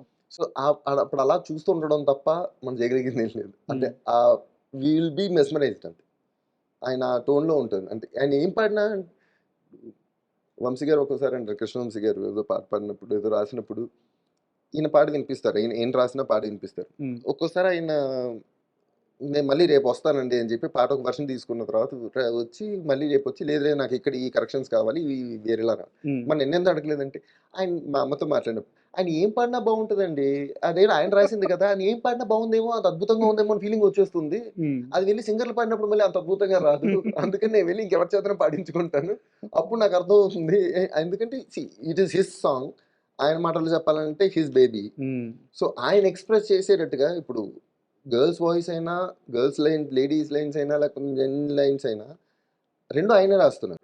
సో ఆయన పాడేటప్పుడు అంతే జెన్యున్ గా, అంతే ఎఫెక్షన్తో, అది కోపం అయినా, అగ్రెషన్ అయినా, లవ్ అయినా, జెలసీ అయినా, ఆయన పాడేటప్పుడు అన్ని అందులోంచి వచ్చేస్తుంటాయి ఆయన వాయిస్ లో. సో అది వినేటప్పుడు మనకి అదంతా we can feel the entire song when he singing. So అందరూ ఎవరు విన్నా అదే జోన్ లో ఉంటాం. ఆయన పాడేటప్పుడు ఆ జోన్ లోనే ఉంటాం మేము. అలా వింటూ ఉండడం, ఎన్ని వందల సార్లు విన్నా ఆయన పాడేటప్పుడు అలాగే ఉంటుంది. నాకు చాలా ముచ్చటేసింది అది. అంటే ఓకే మాకే కాదు, ఇప్పుడు ఎప్పుడు ఒప్పుకోవద్దురా పాట ఉంది, అది ఎవరు పాడినా ఆయన పాడిన ఎఫెక్ట్ రాదు. అండ్ ఆయన ఎన్నిసార్లు పాడినా అది ప్రతిసారి అదే ఎఫెక్ట్ వస్తుంది. అవును, అది I don't know how. So అంటే ఆయన ఆ పాటని obviously it's from his soul ఆ సాంగ్ వచ్చింది. ఆయన ఎన్నిసార్లు పాడినా, ఏ చోట పాడినా అదే ఎఫెక్ట్ తో పాడతారు. అది విన్నప్పుడు అంతే గూస్ బంప్స్ మాకు వస్తుంటాయి ప్రతిసారి, ఎవ్రీ సింగిల్ టైం. అంటే నేను ఇప్పుడు అడగబోయే ప్రశ్నని నేను వారి మైండ్ సెట్ ఎలా ఉంటుందో తెలుసుకోవడానికి అడుగుతున్నాను. ఆ రోజు ఫంక్షన్లో త్రివిక్రమ్ శ్రీనివాస్ గారు స్టేజ్ మీద మాట్లాడిన తర్వాత నిజానికి అవన్నీ కూడా ఆయన సాహిత్య స్థాయికి చాలా తక్కువే. ఇంకా త్రివిక్రమ్ గారు మాట్లాడింది కూడా ఇంకా తక్కువ ఆయన సాధించిన దానికి. కానీ త్రివిక్రమ్ గారు మాట్లాడిన తర్వాత కొన్ని కోట్ల మందికి సిరివెన్నెల గారి స్థాయి, ఆయన సాహిత్య విలువలు ఇంకా బాగా అర్థమైంది. తర్వాత ఆయన పాటల్ని మళ్ళీ వెనక్కి వెళ్ళి స్టార్ట్ చేశారు. ఒక తరం ఆయనతో ప్రయాణించడం మళ్ళీ మొదలుపెట్టారు. అంత గొప్ప మాటలు విన్న తర్వాత ఇంటికొచ్చి కనీసం ఆయన వాటిని, ఆ మాటలు తీసుకోగలిగారా, నెత్తినెక్కించుకోగలిగారా, ఆనందపడ్డారా, మురిసిపోయారా? అసలు ఆయన మానసిక స్థితి ఏంటి ఆ వీడియో తర్వాత, ఆ స్పీచ్ తరువాత? అంటే ఆయన at the end of the day ఒక కళాకారుడికి ఏం కావాలండి? ఖచ్చితంగా చప్పట్లు, ఒక ప్రైజింగ్ కావాలి. ఆయనకి ఆయన ఒక చిన్న ఆయన అంటే ఎలా చెప్పాలి, ఒక చంటి పిల్లాడిని పొగిడినప్పుడు లేకపోతే ఏం చేసినప్పుడు బాగా చేసేవారా, ఇది చెప్పినప్పుడు ఎలా మురిసిపోతాడో ఆయన అలా మురిసిపోతుంటారు. సో ఇలాంటివి జరిగినప్పుడు ఆ రోజైనా సరే, సో ఒక ఎవరైనా ప్రైజ్ చేసినప్పుడు భలే మాట్లాడాడు కూడా నా గురించి అన్నట్టుగా, like he enjoy it like a small kid. అప్పుడు చూస్తున్నప్పుడు మాకు ఇంకా ముచ్చట వేస్తుందంటే, ఒక స్థాయిలో ఉన్న వ్యక్తి, ఒక రేంజ్లో ఉన్న వ్యక్తి, ఇప్పుడు సిరివెన్నెల సీతారామ శాస్త్రి గారు ఆయన గురించి త్రివిక్రమ్ మాట్లాడారు, కరెక్ట్, చాలా బాగా మాట్లాడారు, and everybody knows about it. నేను స్పెసిఫిక్గా చెప్పేది ఏం లేదు. సో అది చేసిన తర్వాత అవును అనో, లేకపోతే ఆ స్థాయిలో అలా తీసుకుని వెరీ గుడ్ అంటే కరెక్టే, బాగా మాట్లాడారు ఇలా అనుకుంటారు జనాలు. ఆయన చిన్న పిల్లలాగా మురిసిపోతూ అనుకుని ఈ మాట భలే చెప్పాడు కదా, ఈ మాట భలే చెప్పాడు అని చెప్పి హీ విల్ ఎంజాయ్ ఇట్. మళ్ళీ త్రివిక్రమ్ గారిని ఇంటికి పిలిచి ఇంకొక 2-3 అవర్స్ దాని గురించి మాట్లాడి, ఇలా బాగా మాట్లాడినప్పుడు తన్ని పొగిడి మళ్ళీ తను వీళ్ళిద్దరు మాట్లాడుకుంటూ ఉంటారు అనమాట. So it's give and take. అంటే వాళ్ళిద్దరికి అంత మ్యూచువల్ రెస్పెక్ట్ ఉంది కాబట్టి అంత బర్డ్స్ అంత జెన్యున్ గా వస్తాయి. అదే త్రివిక్రమ్ గారి లాస్ట్ వర్డ్స్ కూడా అవే కదా, నన్ను అందుకే మన కెలకదు, నేను మాట్లాడుతూ పోతాను నేను గురించి మాట్లాడేటప్పుడు. సో ఎందుకంటే నాకు ఆయన బాగా తెలుసు కాబట్టి ఆయనతో మాట్లాడుతున్నప్పుడు అది అంటారు, అది చాలా జెన్యున్ గా ఉంటుంది కాబట్టి ఫీలింగ్ అలాంటి చోట ఫ్లోలో వచ్చేస్తూ ఉంటుంది. అందరి గురించి రాదు కదా అలాగా అంటారు. అండ్ ఆ ఒక్క స్టేజ్ మీదే కదా సార్, తర్వాత ఆయన మీద ఒక పుస్తకం రాశారు. అక్కడ కానీ తర్వాత వారు చనిపోయిన తర్వాత జరిగిన కార్యక్రమంలో కానీ త్రివిక్రమ్ గారు ఆయన చాలా గొప్పగా మాట్లాడతారు, చాలా గొప్ప రచయిత. కానీ సిరివెన్నెల గారి ప్రస్తావన వచ్చిన తర్వాత ఆయన మాట్లాడుతున్నప్పుడు ఆయన చుట్టూ సిరివెన్నెల గారు ఉండిపోతున్నారా, ఆయన పక్కనే ఉంటున్నారా, ఆయన చేయబట్టి మాట్లాడిస్తున్నారా అర్థం కాదు. కానీ ఆయన కూడా ఒక రకమైన స్థితిలోకి వెళ్ళిపోతాడు త్రివిక్రమ్ గారు కూడా. సో నాన్నగారి గురించి అంత గొప్పగా మాట్లాడే ఆయన బంధువు అనుకోవచ్చా, మీకు స్నేహితుడు అనుకోవచ్చా? త్రివిక్రమ్ని సిరివెన్నెల కుటుంబం ఎలా చూస్తుంది? సిరివెన్నెల కుటుంబం ఎలా చూస్తుందంటే, ఇప్పుడు మాకు అంటే నాకు ఆయన బావగారు అవుతారు. అవును, బాగా నేను ఆయన దగ్గరికి వెళ్ళినప్పుడు, ఆయన ఇంట్లో ఉన్నప్పుడు నేను చాలా చనువుగా ఉంటాను. బట్ అది మా ఇద్దరికి ఉన్న రిలేషన్ ఆ జోన్ లోనే పెట్టుకుంటా. ఇప్పుడు బయటకు వచ్చినప్పుడు we know that he is Trivikram garu, we know his stature outside. So బయటికి వెళ్ళినప్పుడు అంతే గౌరవంగా అంతే దూరంగా ఉండి ఎక్కువ ఇబ్బంది పెట్టకుండా టైప్లో ఉంటాం. కానీ ఆయన కూడా ఈ అంటే వాళ్ళిద్దరి ఈక్వేషన్ వేరండి. వాళ్ళది ఫ్రెండ్స్ అనొచ్చు, ఎనిమీస్ అనొచ్చు, లేకపోతే అంటే చైల్డ్హుడ్ బడ్డీసా ఏం చెప్పలేము. అందుకే వాళ్ళిద్దరు వచ్చినప్పుడు బాగా ఇంకా కాఫీ ఏమైనా కావాలా, నాన్నకి టీ ఏమైనా కావాలా అవన్నీ చూసుకుని పెట్టేసి తలుపు వేసేసి వెళ్ళిపోతాం బయట. ఒక 3, 4, 5 గంటల తర్వాత బయటకు వస్తారు. మధ్య మధ్యలో అప్పుడప్పుడు ఏమైనా మనకి సౌండ్లు వచ్చాయంటే ఒక కాఫీ ఏమైనా ఇచ్చేస్తూ ఉంటాం తప్ప ఇంకేముండదు. 3, 4 గంటలు అంటే వాళ్ళు చిన్న చిన్న విషయాల నుంచి స్పిరిచువల్, రిలీజియస్, హిస్టరీ, కల్చరు, ఇంకా యు నేమ్ ఇట్. అంటే నేను మా నాన్నగారు చిన్నప్పుడు అట్ ద ఏజ్ ఆఫ్ 16, 17 ఆయన కాకినాడలో ఉన్న 2 లైబ్రరీల్లో ఉన్న ప్రతి బుక్ చదివేశారు. సో అంటే ఈజ్ వెరీ వెల్ రెడ్. అంత వెల్ రెడ్ నేను పర్సనల్గా నా చిన్న ప్రపంచంలో నేను చూసిన అంత వెల్ రెడ్ ఇంకో వ్యక్తి ఎవరైనా ఉన్నారంటే త్రివిక్రమ్ గారు. సో వాళ్ళిద్దరి నాలెడ్జ్లో వాళ్ళిద్దరు కొట్టుకుంటున్నప్పుడు మనందరం పక్కన ఉండి ప్రయోజనం లేదు. వాళ్ళు మధ్యలో కూర్చొని మాట్లాడుతూ భగవద్గీత దాని గురించి ఏదో మాట్లాడుతుంటారు. ఆ కార్ల్ మార్క్స్ ఇలా చెప్పాడు కదా అని ఇంకోటి ఏదో అంటూ ఉంటారు. తర్వాత గాంధీజీతో గురించి ఏవో మాట్లాడేస్తూ ఉంటారు. సో అంత వైడ్ స్ప్రెడ్ మనకి కష్టం అని చెప్పి తలుపేసి బయటకు వచ్చేస్తూ ఉంటాం. ఇద్దరి మధ్య పోట్లాట కూడా ఉంటుంది. డిస్కషన్స్ చాలా హాట్ గా జరిగిపోతుంటాయి. అంటే ఈయన ఏదైనా చెప్పగలరు, దాన్ని అంత క్లియర్ గా నెగెట్ చేయగలిగినంత ఇన్ఫర్మేషన్ ఈయన దగ్గర ఉంటుంది. సో వాళ్ళిద్దరు కొట్టుకునే ప్లేన్ కూడా అక్కడెక్కడో ఉంటుంది. కాబట్టి మీకు కావాల్సిన ఏమైనా ఉండే చెప్పండి, తెచ్చిస్తాం. మీ కొట్టుకోవడం గురించి ఇంకా అంటే వాళ్ళకి ఇంకెవరూ అక్కర్లేదు కూడా. వాళ్ళిద్దరు మాట్లాడుకుంటున్నప్పుడు 12 గంటలు అలా మాట్లాడేసుకుంటుంటారు. అది కాకుండా ఆయన ఆల్మోస్ట్ 96, 97, 98 ఆ టైంలో నుంచే త్రివిక్రమ్ గారు పెన్ రైటర్గా ఉన్నప్పటి నుంచి నాన్నగారితో కొంచెం చిన్న జర్నీ స్టార్ట్ అయింది, పాటలు రాయించుకోవడం వాటి గురించి. ఆ తర్వాత మెల్లిగా అది చుట్టరికంగా మారింది.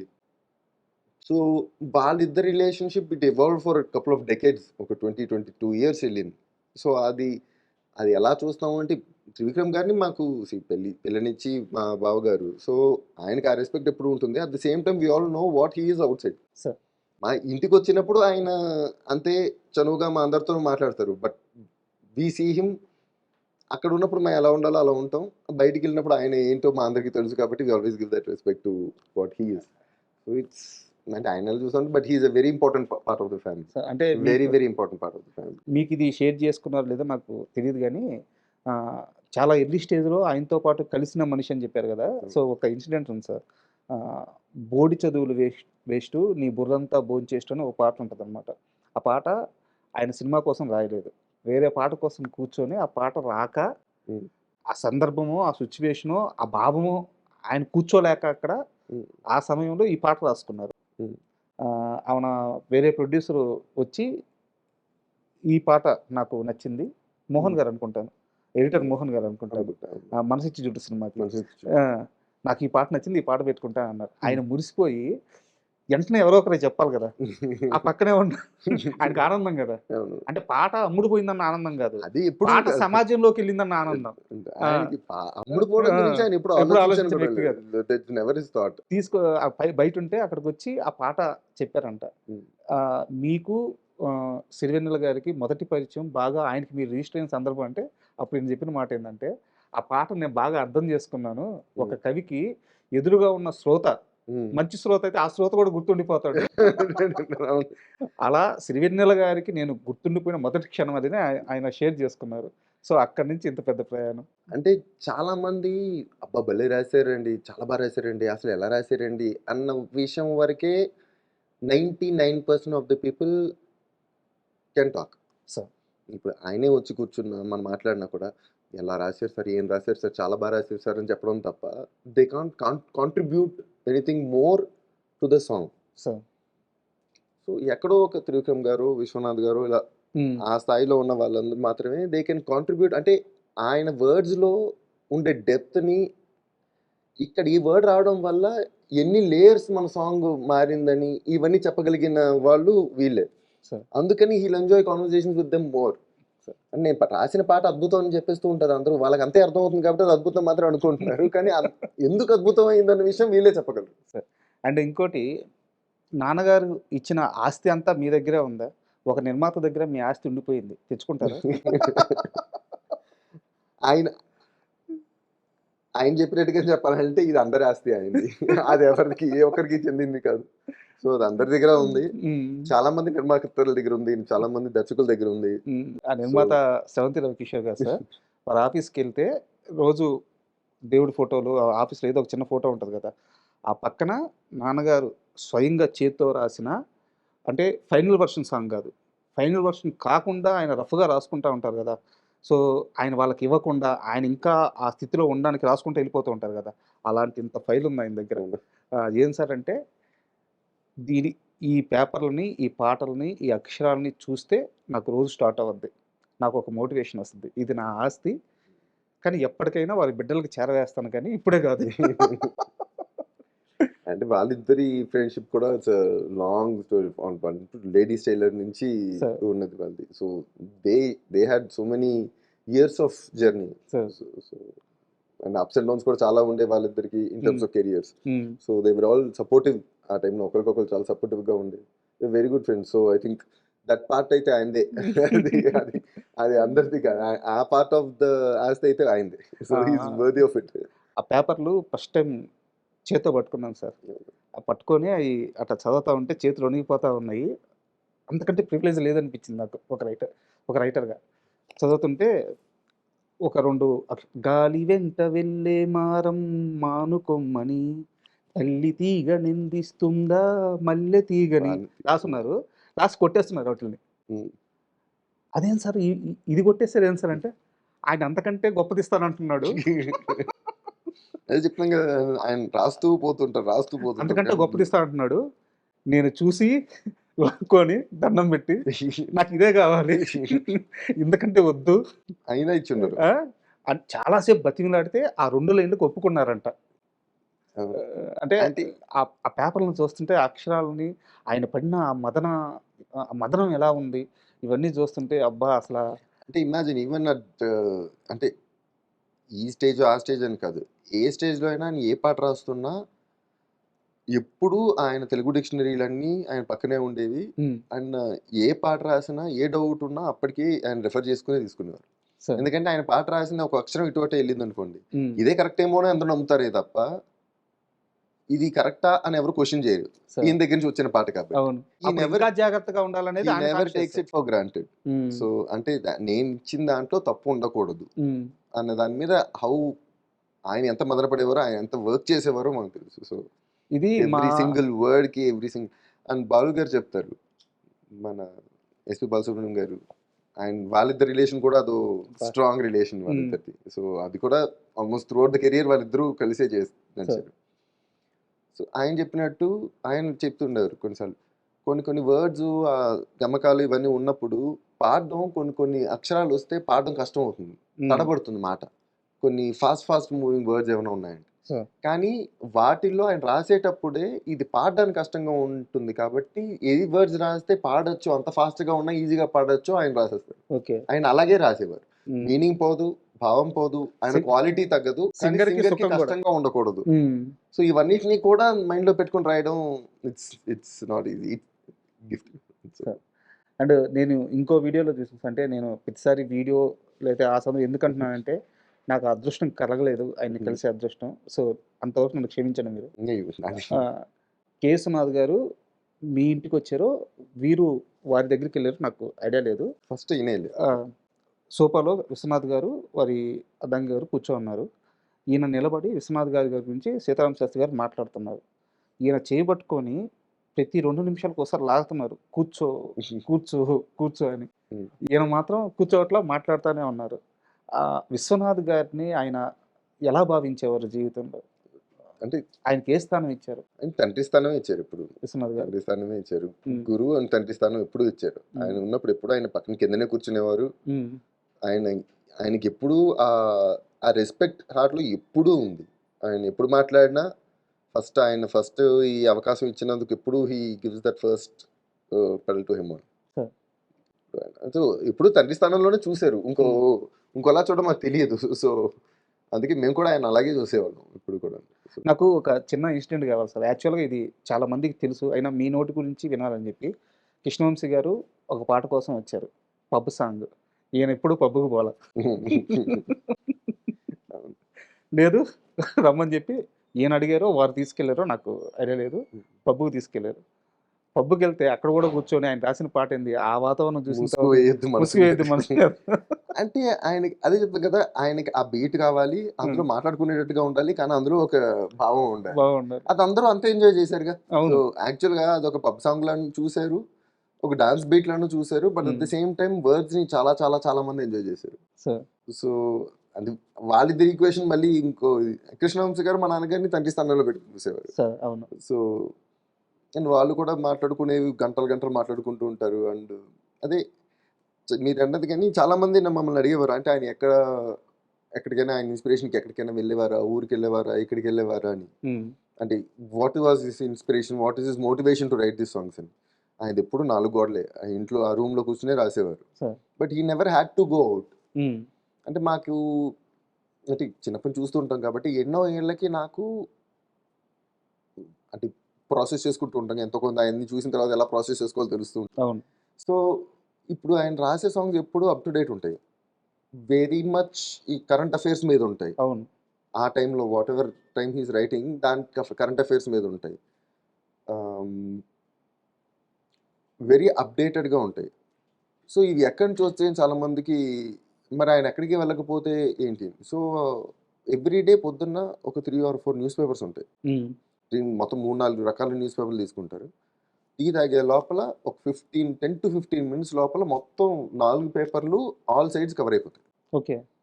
మొత్తం స్కాన్తో అలా మొత్తం రాస్తారు. So he knows about what's happening in the world, political, current affairs, everything చాలా క్లియర్గా ఆయనకు అర్థమైపోతుంది. ఆయన బాగా ఎంజాయ్ చేసి చూసేది క్రికెట్ చూస్తారు. ఓకే. అండ్ క్రికెట్ ఇప్పుడు ఒక సిరీస్ రన్ అవుతుందంటే ఫస్ట్ ఫ్యూ మ్యాచెస్లో ఏ సిరీస్ అయినా కొత్త యాడ్స్ వస్తాయి. అవును. కొత్త స్పాన్సర్స్ వస్తారు, అవును. వాళ్ళ కొత్త యాడ్స్ తీసుకుంటారు. అవును. వాటిని గమనిస్తారా?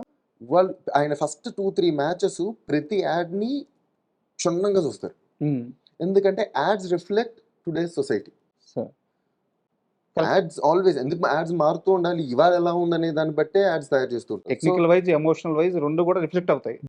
అంటే జనాలు ఎలా యాక్ట్ చేస్తున్నారు, అవును. యంగ్స్టర్స్ ఎలా బిహేవ్ చేస్తున్నారు, అన్నిటి మీద యాడ్స్ రన్ అవుతాయి. అవును. సో ఫస్ట్ 2-3 days చూసేటప్పుడు ప్రతి యాడ్ని క్షుణ్ణంగా చూసేస్తారు. ఆ తర్వాత నుంచి యాడ్స్ వచ్చినప్పుడు మీరు పెట్టేస్తారు. కానీ ads teach him a lot of things. News paper teachers him the current affairs. So దీన్ని బట్టి ఆయన ఎప్పుడూ అప్ టు డేటెడ్గా ఉంటారు. బయట పబ్లో ఎలా ఉంటారు, కాఫీ షాప్లో ఎలా ఉంటారో తెలియకపోవచ్చు, కానీ కాఫీ షాప్లో ఎలా ఉంటారు అనేది యాడ్స్ ద్వారా తెలుసు. కొన్ని యాడ్స్లో ద లైఫ్ స్టైల్ కదా. సో ఆయన అబ్జర్వేషన్ ఎంత స్ట్రాంగ్గా ఉంటుందంటే కొన్నిసార్లు ఈ ట్యూన్ ఇక్కడ సెట్ అవ్వట్లేదు, ఆ యాడ్లో శంకర్ మహోదయ్ ఏదో ఆ పాట పాడాడు ఆ యాడ్లో, ఆ ట్యూన్ ఇక్కడ సెట్ అవుతుందేమో చూడండి అని కూడా చెప్తారు. ఓకే. సో అలాంటి ఇన్పుట్స్, అంటే ఈ దట్ ఇన్పుట్స్ ఓన్లీ గివ్ ఆ ర్యాప్ ఉన్న ప్రొడ్యూసర్కి, ఆ ర్యాప్ ఉన్న డైరెక్టర్కి మాత్రమే చెప్తారు, అందరికీ చెప్పరు. సో వాళ్ళకి ఒకవేళ అవసరం వచ్చినప్పుడు అలాంటి రెఫరెన్స్లు కూడా ఇవ్వగలుగుతారు. సో అంత క్షుణ్ణంగా చూస్తారు. So all his input comes from those things అన్నమాట. అండ్ ఇంకోటి వచ్చేసి శ్రీవెన్నెల గారికి పాట విషయంలో ఓపిక ఎంత ఉందో మాకు తెలుసు. అంటే ఒక పాటకి 35-36 వర్షన్లు ఆయన తృప్తి పడ్డాడు, నిర్మాత, ప్రొడ్యూసర్లు, డైరెక్టర్లు తృప్తి పడ్డారు. అయినా ఆగకుండా 30-35 వర్షన్లు రాసిన పాటలు కూడా తెలుసు. ఎప్పుడన్నా కోపడ్డారా? కోపం కానీ, అంటే అన్నీ తెలిసేసిన మనిషికి కోపం రాదేమో అనిపిస్తుంది, అందుకని అడుగుతాను. అంటే కోపం అనేది ఎప్పుడూ లేదు. కోపం అంటే మమ్మల్ని ఎప్పుడు చిన్నప్పుడు కూడా తిట్టలేదు ఆయన. ఎప్పుడు నాకు ఎప్పుడో ఒకే ఒకసారి ఆయనకు బాగా గుర్తు, నాకు మార్క్స్ తక్కువ వచ్చాయని చెప్పి ఆయన అయితే ఈ పూట ఆడి భోజనం పెట్టకునో లేకపోతే ఇలా చేయొద్దని చెప్పారు. మళ్ళీ ఆయనే లేపి రాత్రి ఆయన భోజనం పెట్టి పడుకోబెట్టారు. సో ఆయన కోపం అనేది ఎప్పుడు స్పెసిఫిక్గా మాకేదో గుర్తులేదు స్పెసిఫిక్గా. అంటే దీని గురించి కోపం, దాని గురించి కోపం లేదంటే ఇప్పుడు నాకు ఆయనతో ఆర్గ్యుమెంట్స్ ఉండేవి. అంటే ఇప్పుడు we always have some debates and they are healthy debates. నాకు ఇది కాదు అంటాను, ఆయన ఇలా ఎందుకు కాదు అంటారు. ఏదన్నా సందర్భం చెప్పండి, ఏ విషయాల మీద ఎక్కువ? అంటే నా డిబేట్ ఆయన హెల్త్ మీద ఎప్పుడు. ఓకే. సో నడవాలని చెప్తాను, నేను ఆయన గెంతాలని ఎక్స్పెక్ట్ చేస్తానా లేకపోతే బరువులు ఎత్తాలని ఎక్స్పెక్ట్ చేస్తాను. సో నడవండి అంటాను, నాకు నడవడం ఇష్టం లేదు, నేను నడవను అంటారు. బట్ ఏదో ఒకటి చేయాలి కాబట్టి నేను నడవాలి అంటాను. సరే రేపు నుంచి అంటారు.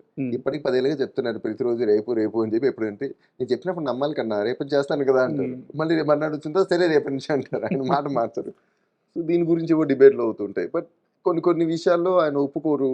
లేకపోతే ఆయన ఏమంటారంటే ఒక్కోసారి ఇప్పుడు నాకు ఇంత ఎక్స్పీరియన్స్ ఉంది కదా, I have learned a lot in life or other things.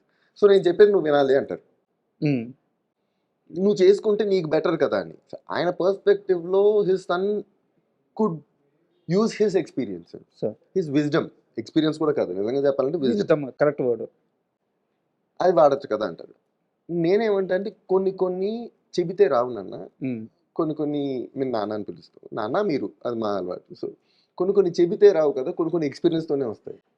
కొన్ని చోట్ల మేము పడాలి అన్నప్పుడు మేము పడితేనే కదా మళ్ళీ ఓకే నెక్స్ట్ టైం ఇక్కడ పడకూడదు అని తెలుస్తుంది. అక్కడికి వెళ్తే పడతామని చెప్పినంత మాత్రం వెళ్ళకుండా ఉంటారు కదా. ఇప్పుడు కొన్నిసార్లు హెల్ప్ అవుతుంది, but not every single time.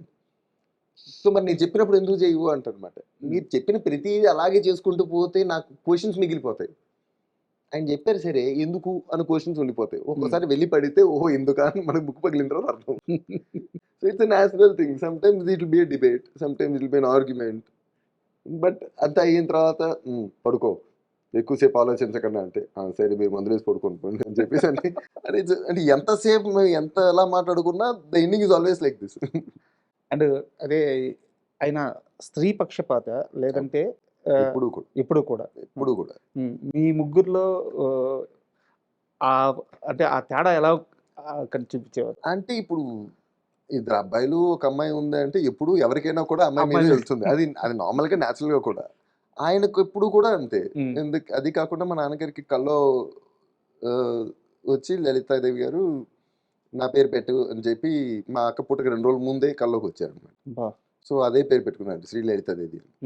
And మా నాన్నగారు రాసిన ప్రతి పేపర్లో మీరు అన్నారు చూడండి ఇందాక, ఫైనల్ వర్షన్ కాదు, స్క్రిబ్లింగ్ పేపర్స్ ఉంటాయి. జస్ట్ ఏదో ఒక ఆలోచిస్తున్నప్పుడు రైమింగ్ వర్డ్స్ రావాలంటే జస్ట్ వర్డ్స్ రాసుకోవడానికి ఏమైనా ఉండొచ్చు.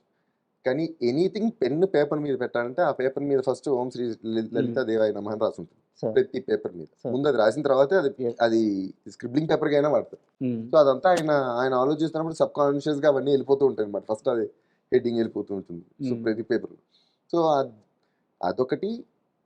అలా కాకపోయినా కూడా మా అక్క అంటే ఆయనకి ఎప్పుడు సెంటిమెంట్, ఆయన ఏ ఆడపిల్లైనా సెంటిమెంట్. ఆయనకి ఏ ఆడపిల్లైనా ఫస్ట్ కావస్తే ఆయన ఎప్పుడు జోక్గా కూడా ఉంటుంటారు మా అన్నయ్యతోనో, లేకపోతే అంటే బయట ఎవరైనా వచ్చినప్పుడు బాబాయ్ అని పిలువు లేకపోతే పెదనాన్న అని పిలువు అని అంటుంటారు కదా. నువ్వు పెళ్ళేంత వరకే నువ్వు బాబాయ్ అని పిలవాల్సింది, పెళ్ళైన తర్వాత నువ్వు నన్ను మావయ్య అని పిలవాలి, ఎందుకంటే ఆ పిల్ల వచ్చి నన్ను నాన్నగారిని పిలుస్తుంది అని.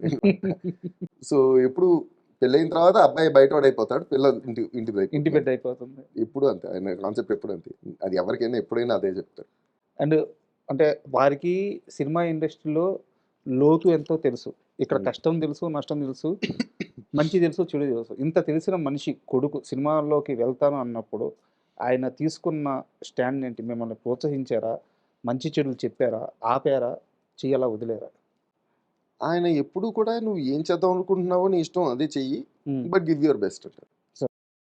మా అమ్మ అంది నువ్వు ఏమైనా చేసే ముందు నేను సినిమాలోకి వెళ్తానంటే ముందు నువ్వు చదువు ఫినిష్ అయ్యి తర్వాత నువ్వు ఏదో ఒకటి చేసుకో అని చెప్పింది. సో అలాగే నేను ఇంజనీరింగ్ ఫినిష్ చేసుకున్న తర్వాతే ఇందులోకి వచ్చాను. అప్పుడు ఆవిడ కూడా she didn't have any objection as such. మా నాన్నగారు కూడా see whatever you do give your best. And he never told us how to do, ఇది ఎలా చేయాలి ఇవన్నీ ఎక్కువ చెప్పేవారు కాదు. సో నువ్వు చేద్దాం అనుకుంటే నువ్వు చెయ్యి, I'm always there behind if you need any. But అంటే ఆయన ఎప్పుడు రెస్ట్రిక్ట్ చేయలేదు, ఆయన ఎప్పుడు ఆగలేదు. అండ్ మేము ఎప్పుడు నేను పర్సనల్గా ఆయన ఎప్పుడు ఆయన ఎవరినైనా అడిగి నాకు రికమెండ్ చేయాలని నేను ఎప్పుడు ఎక్స్పెక్ట్ చేయలేదు. ఎప్పుడు జరిగినట్లేదు కదా. నేను ఎప్పుడు అడగనివ్వలేదు, నేను అడగమని ఏ రోజు అడగలేదు. కానీ ఆయన ఏ రోజు అడిగినట్లేరు, ఆయనకి అడగడం రాదు, అందుకే నేను ఆయన అడగనివ్వను. ఆయనకి అడగాలి అంటే ఆయనకి అడగడం రాదు అంటే అది ఈగో కాదు. ఆయన ఇప్పుడు ఎవరైనా వచ్చారు అనుకోండి, ఒక డైరెక్టర్ వచ్చారు, ఒక ప్రొడ్యూసర్ వచ్చారంటే ఆయన ఫస్ట్ థాట్ ఇస్ వీళ్ళందరూ నా మనుషులు, ఇది కూడా నా కుటుంబమే. వచ్చిన వాళ్ళు ఎవరైనా సరే first that is his life. ఆయనకి అదే స్వభావమే ఉంది, ఇంకో రకంగా ఆయనకు తెలియదు. సో వచ్చినవాడు నా వాడే కదా అని అనుకుంటారు. ఇప్పుడు మనవాడికి మనం అడుగుతామా, చెప్తామా? మన అనుకున్నప్పుడు చెప్తాం, చూడు వాడిని నీ సినిమాలు పెట్టుకోవాలి అని అంటాం. అది ఎలా చెప్తారు? అది ఈయన చనువుతో చెప్తారు. Sir. So but at the end of the day అవతల వ్యక్తి is a producer or a director. So it should be his choice or his thing to take it. ఆయన వాళ్ళు ఎలా తీసుకుంటారు అనేది వాళ్ళ పర్సనల్ క్యారెక్టర్స్ బట్టి. సో ఈయనకి ఇలా చెప్తారు, బట్ ఈయన అడగరు, ఇది చెప్తారు. ఎందుకు అడగకూడదని కాదు, ఆయన మన వాళ్ళే కదా అనే ఫీలింగ్తో చెప్తారు, వాళ్ళకి అర్థం కాకపోవచ్చు. అందుకని ఈ స్థాయిలో ఆయన ఈ ప్లేస్లో ఆయన పెద్ద విషయం లేక నేను ఎప్పుడు ఆయన వద్దని చెప్తాను. మీరు మాట్లాడద్దు, నేను ఎవరిని ఇంటికి వచ్చినప్పుడు నేను పలకరిస్తాను, కాఫీ టీ ఆఫర్ చేసుకుని నేను వాళ్ళు ఎవరిని కలవాలని నేను వెళ్ళి వాళ్ళ ఆఫీస్లో కలుస్తాను. అయితే ఇక్కడ బికాస్ అది వాళ్ళ den, so it should always be their place to go. So ఇక్కడ నాకు ఒక చిన్న డౌట్ ఏంటంటే, సరే అవకాశాలు అడగడం, అడగకపోవడం, రావడం, రాకపోవడం ఇవన్నీ ఒక ఎత్తు, ఇదంతా ఒక కష్టం. బట్ అవకాశం వచ్చిన తర్వాత, ప్రూవ్ చేసుకున్న తర్వాత, ఇండస్ట్రీలో సిరివెన్నెల సీతారామ శాస్త్రి గారి అబ్బాయి అన్న ఒక పేరు ఉన్న తర్వాత కూడా ఛాన్సులు రాకపోవడం ఎలా చూడాలి? ఉదాహరణకి మీకు వంశీ పైడిపల్లి గారి సినిమా మంచి అవకాశం ఇచ్చారు, డెఫినెట్లీ ఎవడో మూవీలో వెరీ బిగ్ సూపర్ రోడ్ గొప్పగా యాక్ట్ చేశారు, మంచి అప్లాజ్ వచ్చింది. తర్వాత కూడా అవకాశాలు రాలేదు కదా, రీజన్ పెట్టింది. అంటే ఇప్పుడు నాకు ఎవడు చాలా మంచి పేరు తీసుకొచ్చింది. ఇప్పటికీ నేను చెప్పండి, ఇప్పటికీ చాలా మంది మీరు ఎవడులో చేశారు కదా అని ఇప్పటికీ నన్ను గుర్తుపడతారు. 90%, 50% ఆఫ్ ద పీపుల్ నన్ను ఎవడికి గుర్తుపడతారు. ఆ తర్వాత 2 years తర్వాత నాకు వచ్చిన మూవీ ఫిదా. సో 50% జనాలకి ఫిదా ఇష్టం, 50% ఎవడు ఇష్టం. బట్ ఇప్పటికీ మెయిన్ దోస్ 2 మూవీసే రెఫరెన్స్గా ఉంటాయి. నేను ఇప్పుడు ఎందుకు అన్నది ఒక్కొక్కరి రీజన్ వాళ్ళకు ఉంటుంది. నాకు అంటే ఎందుకు ఇవ్వకూడదు అనేది చెప్పలేం. వాళ్ళకి ఒక్కోసారి they might not find me fit enough for a character. అంటే కొన్ని క్యారెక్టర్స్కి ఒకలా కనిపించాలి, మేబీ నేను సెట్ అవ్వట్లేదేమో. సో బట్ ఎవరిని క్యారెక్టర్స్ అడగడం నా పని.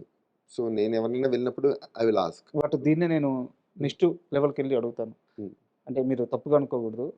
సిరివెన్నెల సీతారామ శాస్త్రి అబ్బాయి అవ్వడం మీకు బ్యారియర్ ఏమన్నా అయిందా ఇండస్ట్రీలో? ఎందుకంటే మామూలు ఆర్టిస్ట్ వెళ్ళి నాకు అవకాశం కావాలని అడగడం వేరు, అతను ఏ స్థాయి కన్నా వెళ్ళి అడగగలడు, అడగడంలో తప్పు కూడా లేదు. డెఫినెట్గా. కానీ సిరివెన్నెల సీతారామ శాస్త్రి గారి కొడుకు రాజా ఆ స్థాయికి వెళ్ళి అడగలేడు కదా, అడగకూడదు కదా, అది మీకు బ్యారియర్ కాలేదా?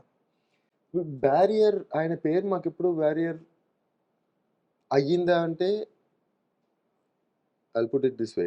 సో ఆయన పేరు ఇప్పుడు అడగడంలో నాకు ఏ విధమైన ప్రాబ్లం లేదు, ఎందుకంటే వర్క్ అనేది అడగాలి. సో నేను వెళ్తాను, నేను అడుగుతాను, అది ప్రాబ్లం లేదు. కానీ చాలా చోట్ల నాకు బ్యారియర్ ఎలా అవుతుందంటే, నేను వెళ్ళి కలిసినప్పుడు లేకపోతే మాట్లాడినప్పుడు ఒక 1-2 days వరకు వాళ్ళకి శాస్త్రి గారి అబ్బాయి వచ్చి కూర్చున్నాడు అన్నట్టు కనిపిస్తుంది తప్ప రాజా వచ్చి కూర్చున్నాడు అని ఎవరికి కరెక్ట్. ఓకే, సో అది నాకు వచ్చిన బ్యారియర్. ఎందుకంటే హిస్ నేమ్ అంటే ఆయన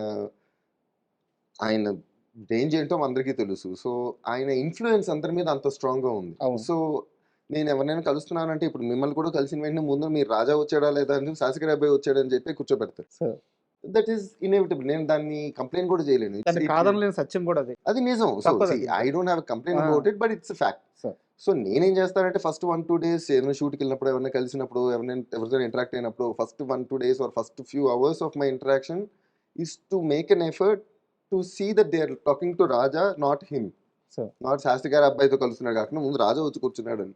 సో ఒక 2-3 days పడుతుంది, 2-3 రోజుల తర్వాత రాజా కూర్చో అంటారు అనమాట. అప్పటి వరకు అదేదో శాస్త్రి గారి అబ్బాయి వచ్చారు రండి కూర్చోండి అన్నట్టుగానే ఉంటుంది. So that is something. అంటే వాళ్ళు ఆ బ్యారియర్ని దాటి నన్ను కాస్ట్ చేసుకోవడానికి కొంతమందికి it's tough, they don't like it. కొంతమందికి దేసే లైక్ నో, నీకు ఏదైనా ఇస్తే మాత్రం ఏది పెడితే అది ఇవ్వలేను, I have to give you the best. అంటే ఇచ్చిన దాంట్లో నీకు సెట్ అయ్యేటట్టుగా, నీకు బాగుండేటట్టుగా ఉంటుంది, నీకు ఏది పెడితే చిన్న చిన్నవి ఇవ్వలేము అంటారు. సో ఎందుకంటే ఇది రాజాకి ఇస్తుంది కాదు, శాస్త్రి గారికి ఇస్తుంది. ఇక్కడ కూడా మళ్ళీ ఇక్కడ కూడా అదే ఉంటుంది. సో ప్రతి ప్లేస్లో ఫస్ట్ అది వస్తుంది, అది ఈవెన్చువల్లీ నేను దాన్ని ఫైట్ చేసుకుంటూ దాన్ని దాటుకుని వెళ్ళాలి. కొంతమంది దాన్ని దాటి చూడగలుగుతారు, కొంచెం అలవాటు అయిన వాళ్ళు, లేకపోతే కొంతమంది ఇంకా దిల్ గెట్ స్టక్ విత్ ఆయన మీద ఉంటుంది. But it's not being stuck. వాళ్ళకు కూడా అంటే చెల్లి వాళ్ళకి ఇప్పుడు కూడా ఎవరైనా ఇచ్చారన్నా వాళ్ళకి సెట్ అయితేనే ఇస్తారు, ఇవ్వలేదు ఎవరైనా అడిగినప్పుడు కూడా ఇఫ్ యూ థింక్ ఇందులో నువ్వు బాగా, ఇందులో నీకు సూట్ అవుతుంది అంటే ప్లీజ్ ఇవ్వండి sir, I love to work with you, if given a chance I would love to be a part of your movie అని చెప్తాను డెఫినెట్గా. కానీ వాళ్ళు ఇది సెట్ అవుతుందో లేదో తెలియకుండా ఎవరు. Correct. So at the end of the day ఎవరికైనా, which I also believe, movie comes first. కొంతమంది చూస్తారు ఈ లుక్, పోనీ కొంతమంది నేను అడుగుతాను, పోనీ నాకు ఏది ఇవ్వాలో అర్థం కావట్లేదు అంటే, ఓ పని చేయండి, ఏదైనా ఐడియా ఉందంటే will go for a look test. Look test చూడండి, నచ్చింది అనుకోండి ఇచ్చారు, ఆప్షన్స్ కూడా పెట్టుకుందాం. ఇచ్చారా? ఇచ్చాను. ఇచ్చారు. సో లుక్ టెస్ట్ నచ్చిందంటే పెట్టుకోండి, నచ్చలేదు అనుకో నెక్స్ట్ సినిమాకి చూద్దాం. ఎందుకంటే nothing is more important then movie and we will be cordial. ఏముంది ఇప్పుడు ట్రై చేశారు కుదరలేదు, నెక్స్ట్ దాంట్లో మళ్ళీ ట్రై చేసుకుంటాం, పోయేది ఉంది. We can will work till we can work it out, అంతే. Will try till then. So కానీ సెట్ అవ్వంది ఇవ్వలేరు, ఇవ్వకూడదు. కొన్ని సెట్ అయినా ఇవ్వలేదు అనుకున్నా అంటే maybe they are not comfortable. But ఇప్పుడు క్వశ్చన్ అడుగుతాను, ఇది కంప్లైంట్ కదా, నిజంగా తెలుసుకోవాలని అడుగుతున్నాను. త్రివిక్రమ్ గారి సినిమాల్లో కూడా మీరు అసలు ఎక్కువ చేసినట్లేరు. అంటే చెప్పాను కదా, మాకు బాగా క్లోజ్. సో ఆయనకి ఏంటంటే నీకు ఇది కరెక్ట్గా ఉన్నప్పుడు నేను డెఫినెట్గా ఇస్తానంటారు. బట్ అంటే అగైన్ నేను ఆయన అడుగుతాను, డెఫినెట్గా అడుగుతాను. Because at the end of the day మాకు ఎంత చనువు ఉన్నా అది ఆ చనువు ఫ్యామిలీలోనే ఉండేది. So as a director I should respect him, as a maker I should respect him. సినిమానే. సో నేను డెఫినెట్గా ఆయన్ని అడిగేటప్పుడు నేను అడుగుతాను. బట్ ఆయనకి నాకు ఇచ్చేది కరెక్ట్గా ఏ టైంలో ఇస్తే బాగుంటుంది, ఏది ఇస్తే బాగుంటుంది అని ఆయనకి అనిపించినప్పుడు ఇస్తారు. నేను అంతే అనుకుంటాను. సో ఇవ్వలేదా ఇచ్చారా అంటే ఆయన ఇద్దాం అనుకున్నప్పుడు డెఫినెట్గా ఇస్తారు, అంతే. So we can't say anything more. But మీకు చాలా చూజీగా సినిమాలు వస్తున్నాయి, అంటే మీరు తీసుకుంటున్న చాయిస్ కదా అది, మీకు వస్తున్నదే చాలా చూజీగా వస్తున్నాయి. అండ్ నేను కూడా కొంచెం చూసి. సో అయితే ఈ ప్రాసెస్లో వారణాసి లాంటి పెద్ద సినిమాలో మీకు ఆ ఛాన్స్ ఎలా వచ్చింది, ఎవరు అప్రోచ్ అయ్యారు, ఎన్ని రోజులు యాక్ట్ చేస్తున్నారు? ఇది వారణాసిలో ఒక స్మాల్ క్యారెక్టరే. I'm doing part of Varanasi. But వాళ్ళే అంటే నేను 2-3 సార్లు రాజమౌళి గారిని అడిగాను, వాళ్ళకని అడిగాను, రమక్కని అడిగాను, అన్ని అడుగుతూనే ఉంటాను. బట్ ఆ లాస్ట్ 2 మూవీస్ నుంచి కూడా అడుగుతూనే ఉన్నాను. బాహుబలికి వెళ్ళాను, RRRకి వెళ్ళాను. బట్ ఇట్స్ ఆల్వేస్ అంటే వాళ్ళందరూ నాకు బాగా పరిచయం. నాకు ఓ విధంగా చెప్పాలంటే వాళ్ళ ఫ్యామిలీ మొత్తం నాకు బాగా క్లోజ్ అయ్యి. కానీ అదేంటో అవుతుంది ఇది రాజమౌళి గారు. సో ఆయనకు ఒక క్యారెక్టర్లో ఎవరు కనిపిస్తున్నారో ఆయనే పెట్టుకుంటారు. సో నోబడీ కెన్ ఇన్ఫ్లుయెన్స్, ఎవరు కూడా ఇన్ఫ్లుయెన్స్ చేయలేదు. సో ఆయనకి ఇక్కడ ఈ చోట ఇక్కడ పెట్టుకుంటే బాగానే ఉంటుంది అని అనిపిస్తే ఆయన పెట్టుకుంటారు. సో నాకు లక్కీగా ఈ సినిమాలో ఈ చోట ఓకే దీనికి ఐ కెన్ సీ హిమ్ అని అనుకున్నారు. So I immediately jump in.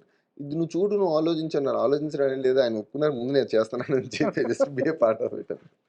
It's అంటే it's always an experience to learn from directors అండి. సో ఇట్స్ ఆల్వేస్ అంటే it's fun. I see it as fun. ఎందుకంటే ఒక్కొక్క డైరెక్టర్ ఒక్కొక్క అప్రోచ్ ఉంటుంది, ఒక్కొక్క స్టైల్ ఉంటుంది, ఒక్కొక్క వే ఆఫ్ ఎక్స్ప్లెయినింగ్ ఉంటుంది. నిజంగా రాజమౌళి గారి డైరెక్షన్ లో మీకు ఫన్ దొరికిందా? అంటే లెర్న్ అంటే దిస్ ఫన్ ఇన్ లెర్నింగ్ అంటున్నాను. ఆయన నేర్చుకోవడం ఉంటుంది. పని రాక్షసుడు అంటారు డెఫినెట్ గాను. అందుకే ఆయన దగ్గర నుంచి నేర్చుకోవడానికి బోల్నంత ఉంటుంది కదా. అది ఫన్ అంటే నేర్చుకోవడానికి ఉంటుంది కాబట్టి అన్ని వచ్చేసిన తర్వాత రోజు వెళ్ళి చేసే రొటీన్ పనిలే ఉంటుంది. సో అంటే ఆయన ఇప్పుడు అలాంటి వాళ్ళు చూసినప్పుడు ఒక విధంగా అంటే ఈ మాట అనకూడదు, బట్ ఒక విధంగా ముచ్చటేస్తుంది. అంటే ఆయన ఎంత ఒక షాట్ని ఎంత ప్రేమిస్తారో చెప్పాలంటే ఇన్ వే, ఆయన ఈ షాట్ ఇలా కావాలి, దాని నుంచి కొంచెం ఇటు వెళ్తే కాదు నాకు ఇలాగే కావాలంటారు, దాంట్లో ఎక్స్ప్రెషన్ ఇలాగే ఉండాలంటారు. సో అంటే it tells their clarity the way I see. ఇప్పుడు నాకు యాజ్ అన్ యాక్టర్ నన్ను అడిగితే డైరెక్టర్ ఎంత క్లియర్గా చెబితే యాక్టర్కి అంత ఈజీ నేను అనుకుంటా. చేయి చూద్దాం అన్నాడంటే మనకు భయం వేస్తుంది, ఏం కావాలో ఇప్పుడు ఏం చేయమంటాడు, ఏం కావాలో అర్థం కాదన్నట్టుగా ఉంటుంది. కానీ నాకు ఇది కావాలి, ఇటు నుంచి చూసినప్పుడు ఇక్కడ ఇది కావాలని చెప్పేసిన తర్వాత ఇట్స్ అంటే ఈజీ అని చెప్పను, కానీ it is the best way for an actor. Learning process ఆయన అంటే లెర్నింగ్ మాకు చెప్పేటప్పుడు మా క్యారెక్టర్ లెర్నింగ్ ఉంటుంది. బట్ ఆయన ఎలా ఆలోచిస్తున్నారు, ఎటు వెళ్తున్నారు, ఏం చేస్తున్నారు, ఇవన్నీ చూడడంలో అబ్జర్వేషన్ లో there is lot to learn. అంటే మీరు వారణాసిలో యాక్ట్ చేశారు కాబట్టి నేనేం లీక్స్ అడగట్లేదు, చెప్పలేను కూడా. ఆ వరల్డ్ ఎలా ఉండబోతుంది, గ్రాండియర్ గురించి చెప్పండి, ఏ స్కేల్లో ఉండబోతుంది? ఇదంతా పూర్తిగా వాళ్ళు ఏ స్కేల్లో చెప్తున్నారు అదే స్కేల్లో it's out of this world. మనం ఎప్పుడు చూడని రేంజ్ లోనే ఉంటుంది డెఫినెట్ గా. నేను లక్కీగా నేను ఒక స్మాల్ పార్ట్ లో ఉన్నాను, ఆ పార్ట్ మాత్రమే నేను చూసాను. అండ్ నేను నాకు ఇవి ఎవరిని అడిగితే చెప్పాల్సి వస్తుందని నేను వాళ్ళు కూడా ఏమీ అడగలేదు. నేను అడగను కూడా, ఎందుకంటే okay it's and it should also be a surprise for me. అంటే ఇప్పుడు నేను మొత్తం చూసేసిన తర్వాత నాకు మాత్రమే ఉంటుంది. కరెక్ట్, ఆ సర్ప్రైజ్ ఎందుకు పోగొట్టుకోవాలి, నేను ఎందుకు పోగొట్టుకోవాలి? అందరితో పాటు నేను చూసేది కూడా అలా ఉంటుంది, కానీ నేను చేసే షాట్ నాకు తెలుస్తుంది, కానీ అది స్క్రీన్ మీద ఎలా ఉంటుందో ఆయన విజన్ ఆయనకే తెలుస్తుంది, నేను సర్ప్రైజ్ అవుతాను. డెఫినెట్ గా మా చూసే ఎలా ఉంటే ఆయన బయట ఫైనల్ అవుట్పుట్ ఎలా ఉంటుందో మనకు తెలుసు. సో అది అంటే మనం మిగతా సినిమాలో చూసాం కాబట్టి I also want be surprised. So I'm sure this gonna be a great movie. అదైతే ఐ నో. Sir. అంటే ఎందుకంటే I know his strength and ఆయన ఎమోషన్స్ ఇవన్నీ ఆయన ఎలా తీసుకుంటారు ఇవన్నీ నేను ఎక్స్పీరియన్స్ అయ్యాను కాబట్టి it's amazing. Super. It's great work. And మీకు ఇండస్ట్రీ మనుషులతో స్నేహం మీకంటూ ఒక బ్యాచ్ కానీ ఒక జర్నీ కానీ ఎవరితో ఉందంటే ఏం చెప్తారు? I don't have many friends in the field. నేను అందరితో కార్డియల్గా ఉంటాను, అందరూ నాతో చాలా కార్డియల్గా ఉంటారు. అంటే ఎవరు కూడా ఈతనితో మనకి ఎందుకు అన్నట్టుగా, లేకపోతే నోబడీ హ్యాస్ అంటే పెడమంతో ఎవరు ఉండరు. కాకపోతే అందరూ నన్ను చూసేది శాస్త్రి గారి అబ్బాయి గారిని చూస్తారు. సో ఆ లిమిటేషన్ అక్కడితో ఆపేసుకుంటారు చాలా మంది. సో నాకు ఆ బ్యారియర్ బ్రేక్ చేయడంకి కొంచెం టైం కావాలి కదా. ఎవరికైనా కొంచెం పరిచయం, కొంచెం కాన్వర్జేషన్స్, టైం స్పెండ్ చేయాలి. సో అది అది చేసుకున్నప్పుడు వాళ్ళు కూడా కంఫర్టబుల్గానే ఉంటారు. కానీ చేయనప్పుడు it limit to the professional space. అంటే నేను యాక్టింగ్లోను అట్లా ఎందుకు అడిగాను సార్, మన సర్కిల్ అంటూ ఒకటి ఉంటే ఒక రోజు ఉదాహరణకు మన ఇద్దరం ఆర్టిస్టులు అనుకోండి, నాకు ఒక సినిమాలో ఛాన్స్ వచ్చింది, బట్ అక్కడ ఇంకా క్యారెక్టర్స్ ఉన్నాయి, నేను మీకు చెప్పగలను, మీకు వచ్చింది మీరు నాకు ఎవరు చెప్పరండి. చెప్పరా? ఓకే. అంటే they would want to have it. జనరల్గా కూడా ఎవరు అంటే ఇందులో ఇంకా ఉన్నాయి నువ్వు కూడా ట్రై చేయని చెప్తారేమో కానీ ఇది యాక్చువల్గా నీకు సెట్ అవుతుందని అయితే ఎవరు చెప్పరు. ఓకే. అండ్ సర్కిల్ అనేది ఇండస్ట్రీలో చాలా తక్కువ, నాకైతే చాలా తక్కువ. Because I know people, I meet people, but it's very limited to being professional. Sir and ఈరోజు మనం కూర్చుంది శాస్త్రి గారి జయంతి సందర్భంగా కూర్చున్నాం కాబట్టి, సార్ వారి పుట్టినరోజు అసలు ఎలా జరిగేది? ఇంట్లో కానీ లేకపోతే బయట ఆయన కలిసే మనుషులు కానీ ఆ ఒక్కరోజు వాతావరణం, ఇంటి వాతావరణం ఎలా ఉండేది? అంటే మాకు కంటిన్యూస్గా జనాలు ఆయన శిష్యులో లేకపోతే ఆయన తెలిసిన వాళ్ళు అలా వస్తూనే ఉండేవారు. పొద్దున్న ఆయన ఎప్పుడు వేస్తే 10, 10:30, 11 ఆ టైంకి ఆయనకి ఎందుకు వచ్చారంటే, మా చుట్టాలందరూ వస్తారు, అదంతా అమ్మ డిపార్ట్మెంట్, అమ్మ చూసుకుంటుంది, అందరూ శుభ్రంగా పులిహార అందరూ వండుకుంటారు, శుభ్రంగా తింటారు పైన. మధ్యలో ఏదో ఒక టైంలో వచ్చి నాన్న కనిపించేసి దండం పెట్టుకుని వెళ్ళిపోతారు అంతేగాని. But he is always busy with someone coming in and out. మాతో స్పెండ్ చేయడం అంటూ ఏమి ఉండదు. అక్కడ ఆయన ఉన్నారు ఆ రోజు, అందరితో పాటు ఆయన ఉన్నారనేది. కానీ వీ నెవర్, అంటే it's never a thing for us. మన ఫ్యామిలీ అంతా బయటికి వెళ్ళాలి, మనందరం ఒక చోట కూర్చొని టైం స్పెండ్ చేయాలి. It's never a thing like that. అంటే we never limited our family to the 5 of us. It's always the entire family. ఇది జగమంత కుటుంబం. ఇది ఎప్పుడు కూడా అందరూ కలిసేనే కానీ ఎప్పుడు అంటే మేము కూడా ఎప్పుడు అలా పెరగలేదు. ఇంక అమ్మని చూస్తాం, నాన్న చూస్తాం. So the way they live, the way they are, she accepted him and the way he accepts people. మాకు లేదు, we never thought of being selfish. అంటే మాకు మాత్రమే ఈ టైం కావాలి, లేకపోతే మాకు మనందరం కలిసి బయటికి వెళ్ళాలి, లేకపోతే మనకి ఏమైనా కొనుక్కోవాలి, ఇది మా ఎవరికి ఎప్పుడూ రాలేదు. అంటే ఎప్పుడు రాలేదు అంటే ఆ స్థితికి మీరు కూడా వెళ్ళిపోయినట్టున్నారు నాకు తెలిసి ఆయనతో ప్రయాణించి. అంతే కదా, ఇప్పుడు ఏదో ఒక టైంలో అనిపిస్తుంది కదా, మా ఫ్యామిలీ, మా టైము. అదే మాకు లక్కీగా మాకు ఎప్పుడు అది అనిపించదు ఆయనతోటి. నౌ మేబీ మేము కొంచెం సేవ్ చేసుకోవాలని మాకు అనిపిస్తుంది. అందరికీ అంత ఇండిఫరెన్స్ విత్ మనీ ఉండదు, అంత అంటే అంటున్నట్టుగా అందరికీ ఉంటుంది. మాకు అవసరం ఉంటుంది. సో మేమంతా కొంచెం సేవ్ చేసుకుంటే బాగుంటుంది, లేకపోతే సేవ్ చేసుకుంటే బాగుంటుంది ఆ థాట్ అయితే మాకు ఉంటుంది. కానీ ఆయనకి ఆ థాట్ కూడా ఎప్పుడు రాలేదు. బికాస్ ఆయనకి ఎప్పుడు ఓ విధంగా చెప్పాలంటే అవసరం కూడా పడలేదు. అంటే సరస్వతి పుత్రులు ఆయనకి, అలాగే లక్ష్మీ కటాక్షం కూడా ఎప్పుడు ఆయన చూసుకున్నారు అనమాట. అలా ఆయనకి ఎప్పుడు అవసరం లేకుండా చూసుకున్నారు. సో బట్ మాకు అవసరం ఉంటుంది కాబట్టి మేము చూసుకోవాల్సిన అవసరం ఉంటుంది తప్ప, బట్ ఆయన ఎప్పుడు అవసరం పడలేదు. అండ్ మేము ఎప్పుడు సెల్ఫిష్గా ఎప్పుడు మేము కూడా లేము. So that we are also moulded in a way. Sir అందుకే ఆ ఎన్విరాన్మెంట్ లో పెరగడం వల్ల మాకు ఇప్పుడు ఆ థాట్ రాలేదు. ఒక వ్యక్తి సినిమా ఇండస్ట్రీలో కొన్ని దశాబ్దాలు పనిచేసి ఒక రెస్పెక్ట్ సంపాదించుకొని ఆ రెస్పెక్ట్తో వెళ్ళిపోవడం అనేది, సరే శాస్త్రి గారితో పాటు చాలామంది గొప్పవారికి జరిగింది. కానీ శాస్త్రి గారి కుటుంబానికి మాత్రమే దక్కిన గౌరవం ఏంటంటే, ఆయనకి దక్కిన ప్రతి ఒక్కటి ఆ కుటుంబానికి కూడా దక్కుతుంది. ఆయన ప్రేమించిన వాళ్ళు ఆయన కుటుంబాన్ని ప్రేమిస్తారు, ఆయన ఇష్టపడే వాళ్ళు ఆయన కుటుంబాన్ని ఇష్టపడేది. ఎందుకంటే ఆ మొత్తం ప్రయాణంలో ఆయన ఏం వదులుకున్నారో ఆ కుటుంబం కూడా అదే వదులుకుంది. ఒక మనిషి చుట్టూ ఉన్న వాళ్ళని మర్చిపోయి, ఇంటిని మర్చిపోయి, 4 గోడల మధ్య కూర్చొని మొత్తం ప్రపంచాన్ని చూడగలిగి, అదే ఇంట్లో ఉన్న మనుషులతో తక్కువ ట్రావెల్ అయ్యి, తక్కువ మాట్లాడి, తక్కువ జర్నీ చేసి, మళ్ళీ వాళ్ళందరి జీవితాన్ని మళ్ళీ ఆయనే ఒక కాంక్రీట్గా నిలబెట్టి పాటతో ప్రయాణం చేస్తూ పాట ద్వారా సమాజంలోకి వెళ్ళిపోతుంది. ఇది అంటే చెప్తుంటే అంటే అసలు ఇంతవరకన్నా సాధ్యమా? అంటే మాకు కూడా ఎప్పుడు ఇప్పుడు ఆయన మాటలు ఏంటి, ఆయన ఆయన ఆయన మైండ్ సెట్ ఏంటి అనేది మేము కూడా సబ్ కాన్షియస్గా చిన్నప్పటి నుంచి పాటల ద్వారానే నేర్చుకున్నాం. కరెక్ట్. ఆయన పాటల ద్వారానే ఏం నేర్చుకున్నాం. మాట చెప్పారు, నిజం కరెక్ట్. ఎందుకంటే ఇప్పుడు మేము స్పెసిఫిక్గా ఆయనతో కూర్చుని ఆయన థాట్ ప్రాసెస్ ఇప్పుడు మేము అడగంగా. ఈ చోట ఎలా చేస్తారు, ఈ చోట ఏం చేస్తారు మేము ఎప్పుడు అడగలే. ఎందుకంటే ఆయన క్యారెక్టర్ ఏంటి, ఆయన పర్సనాలిటీ ఏంటి అనేది మేము చూస్తున్నాం. But everything we learn through his songs. Correct. So అంటే ఇప్పుడు ఆయన ఎలాంటి వ్యక్తి అని చెప్పాలంటే ఇప్పుడు నేను చెప్పాను, హీ నెవర్ మీరు ఇలా ఉండాలి, మీరు ఇలా చెయ్యాలి అని ఏ రోజు అని చెప్పరు. అంటే ఇప్పుడు ఆయన ఎవరన్నా పెద్దవాళ్ళు, ఆయనకన్నా పెద్దవాళ్ళు ఎవరైనా కనిపించారంటే ముందు ఆయన దండం పెట్టేసుకుంటారు కాళ్ళకి. So he doesn't believe in నువ్వు చెయ్యాలి అని. చిన్నప్పటి నుంచి మేము చూసామంటే it naturally comes to us. So that's what he believes in. ఇప్పుడు నేను ఎలా ఉన్నానో ఆయన ఎలా ఉన్నారో ఆయన తెలుసు. సో అది మేము చిన్నప్పటి నుంచి అలాగే చూస్తున్నప్పుడు morals will be like that only. Morals అంటే ఇంకొక కంప్లీట్ డిఫరెంట్ పీపుల్గా అయ్యే అవకాశం చాలా తక్కువ. ఇది ఆయన నమ్ముతారు. So that's what I also believe. So అందుకే ఏది చెప్పం మోరలెస్ చూసి. ఆయన దగ్గర నుంచి కొన్ని వందల విషయాలు ఇలాంటివి ఉన్నాయి. అంటే ఆయన హౌఎవర్ హీఈస్ ఎవరన్నా ఇప్పుడు క్లోజ్గా ఉన్నారు, కృష్ణవంశీ గారు, త్రికమ్ గారు, లేకపోతే బాగా క్లోజ్గా ఉన్న వాళ్ళు ఎవరైనా వచ్చారంటే ఆయన అదే లుంగి వేసుకుని లేకపోతే మనీ వేసుకుని he will sit and talk to them. Or వాళ్ళ 3 గంటలు వాళ్ళ డిస్కషన్స్, వాళ్ళ టాపిక్లు మాట్లాడుకుంటారు. But at the same time ఏ ఒక్క రోజు కూడా ఆయన పాట రాయాలి అనే థాట్ ఉన్నప్పుడు ఆయన పూర్తిగా స్నానం చేసి ఆయన నీట్గా ఇస్త్రీ చేసిన వైట్ అండ్ వైట్ వేసుకొని శుభ్రంగా బొట్టు పెట్టుకొని నూనె రాసి జుట్టు దువ్వుకొని ఆయన అంతే నిష్టగా వచ్చి పాట రాసేవారు.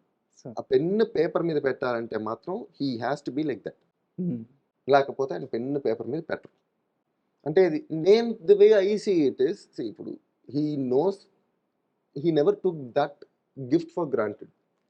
ఆ వర్క్కి ఎంత రెస్పెక్ట్ ఇవ్వాలో ఆయన ఎప్పుడూ అది ఇచ్చారు. అంటే ఇప్పుడు ఈ రూమ్లో బెడ్రూమ్, ఇది బెడ్రూమ్, ఇది ఆయన రాసుకునే రూమ్. ఇక్కడికి వచ్చి ఇలా వచ్చి రాసేవంటే ఎందుకు ఇలా రాసేవో, స్నానం చేసేవో లేదని అడిగేవాడు ఎవడు లేడు.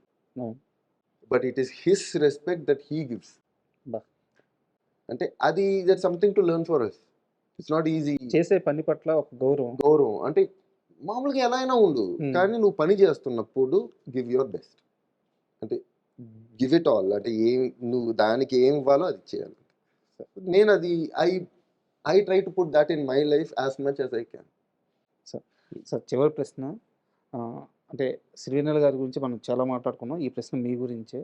సో మీకంటూ ఇండస్ట్రీలో నిజంగా కొంత బ్యారియర్ అయితే ఉంది, మీరు ఒప్పుకున్నా ఒప్పుకోకపోయినా. సో దాన్ని మీరు ఖచ్చితంగా బ్రేక్ చేసి తీరాల్సిందే. ఎందుకంటే ఇక్కడే లైఫ్ అనుకుంటున్నారు కాబట్టి, ఇదే పాత్ అనుకుంటున్నారు కాబట్టి బ్రేక్ చేసి తీరాల్సిందే. సో దీనికంటూ ఒక ప్లానింగ్ కావాలి. సో రాజా ఫ్యూచర్ ప్లానింగ్ ఎలా ఉంది? అంటే రైట్ నౌ వారణాసిలో I'm doing a character in Varanasi and also ఒక వెబ్ సిరీస్ ఒకటి కంప్లీట్ అయింది, it's coming up. And another 2 web series start అవుతున్నాయి నెక్స్ట్ మంత్ నుంచి. And also have couple of movies starting from next month. So finally this stretch could give me different, అంటే ఈసారి చేసేవన్నీ కొంచెం different లుక్స్లో different characters చేస్తున్నాను. So probably those will give new ideas to people. So looking forward to getting more work and more interesting work. So నిజంగా wait చేస్తున్నాను sir. ఎందుకంటే నేను break అని అన్నగాని ఆల్రెడీ మీకు ఆ బ్రేక్ వచ్చింది, మీరు ఆల్రెడీ ప్రూవ్ చేసుకున్నారు. నేను అలా అన్నగాని సో మీ శక్తికి, మీ స్థాయికి తగ్గ పాత్రలు, తగ్గ అవకాశాలు రావాలని మనస్ఫూర్తిగా కోరుకుంటున్నాను. అన్నిటికీ మించి శాస్త్రి గారి గురించి అంటే ఎంత మాట్లాడుకున్నా తక్కువ అవుద్ది. చాలా గొప్ప విషయాలు తెలియజేశారు. అడగగానే వచ్చినందుకు నిజంగా చాలా thank you very much. Thank you. And for more videos, please subscribe to iDream channel. Subscribe to iDream Media. Please subscribe to iDream. Please subscribe to iDream. Please subscribe iDream. And please subscribe to iDream. For more videos, subscribe to iDream. please like, share and subscribe to the channel. Congratulations, iDream. Subscribe to iDream. Subscribe to iDream. So subscribe to iDream Media. iDream ki iDream team andarki huge congratulations. Please subscribe iDream Media. Please subscribe to iDream. Subscribe iDream. Please subscribe to iDream. iDream అంటే నా కళల channel subscribe చేసుకున్న నోరు తిరుగుతలేదు, మీరైతే గంట గుర్తు కొట్టండి. For more such videos, please subscribe to iDream. Subscribe to iDream. Please subscribe to iDream. Please subscribe iDream Media. Please do subscribe to iDream. Please subscribe to iDream Media. For best entertainment and information, please subscribe iDream. And don't forget to subscribe to iDream.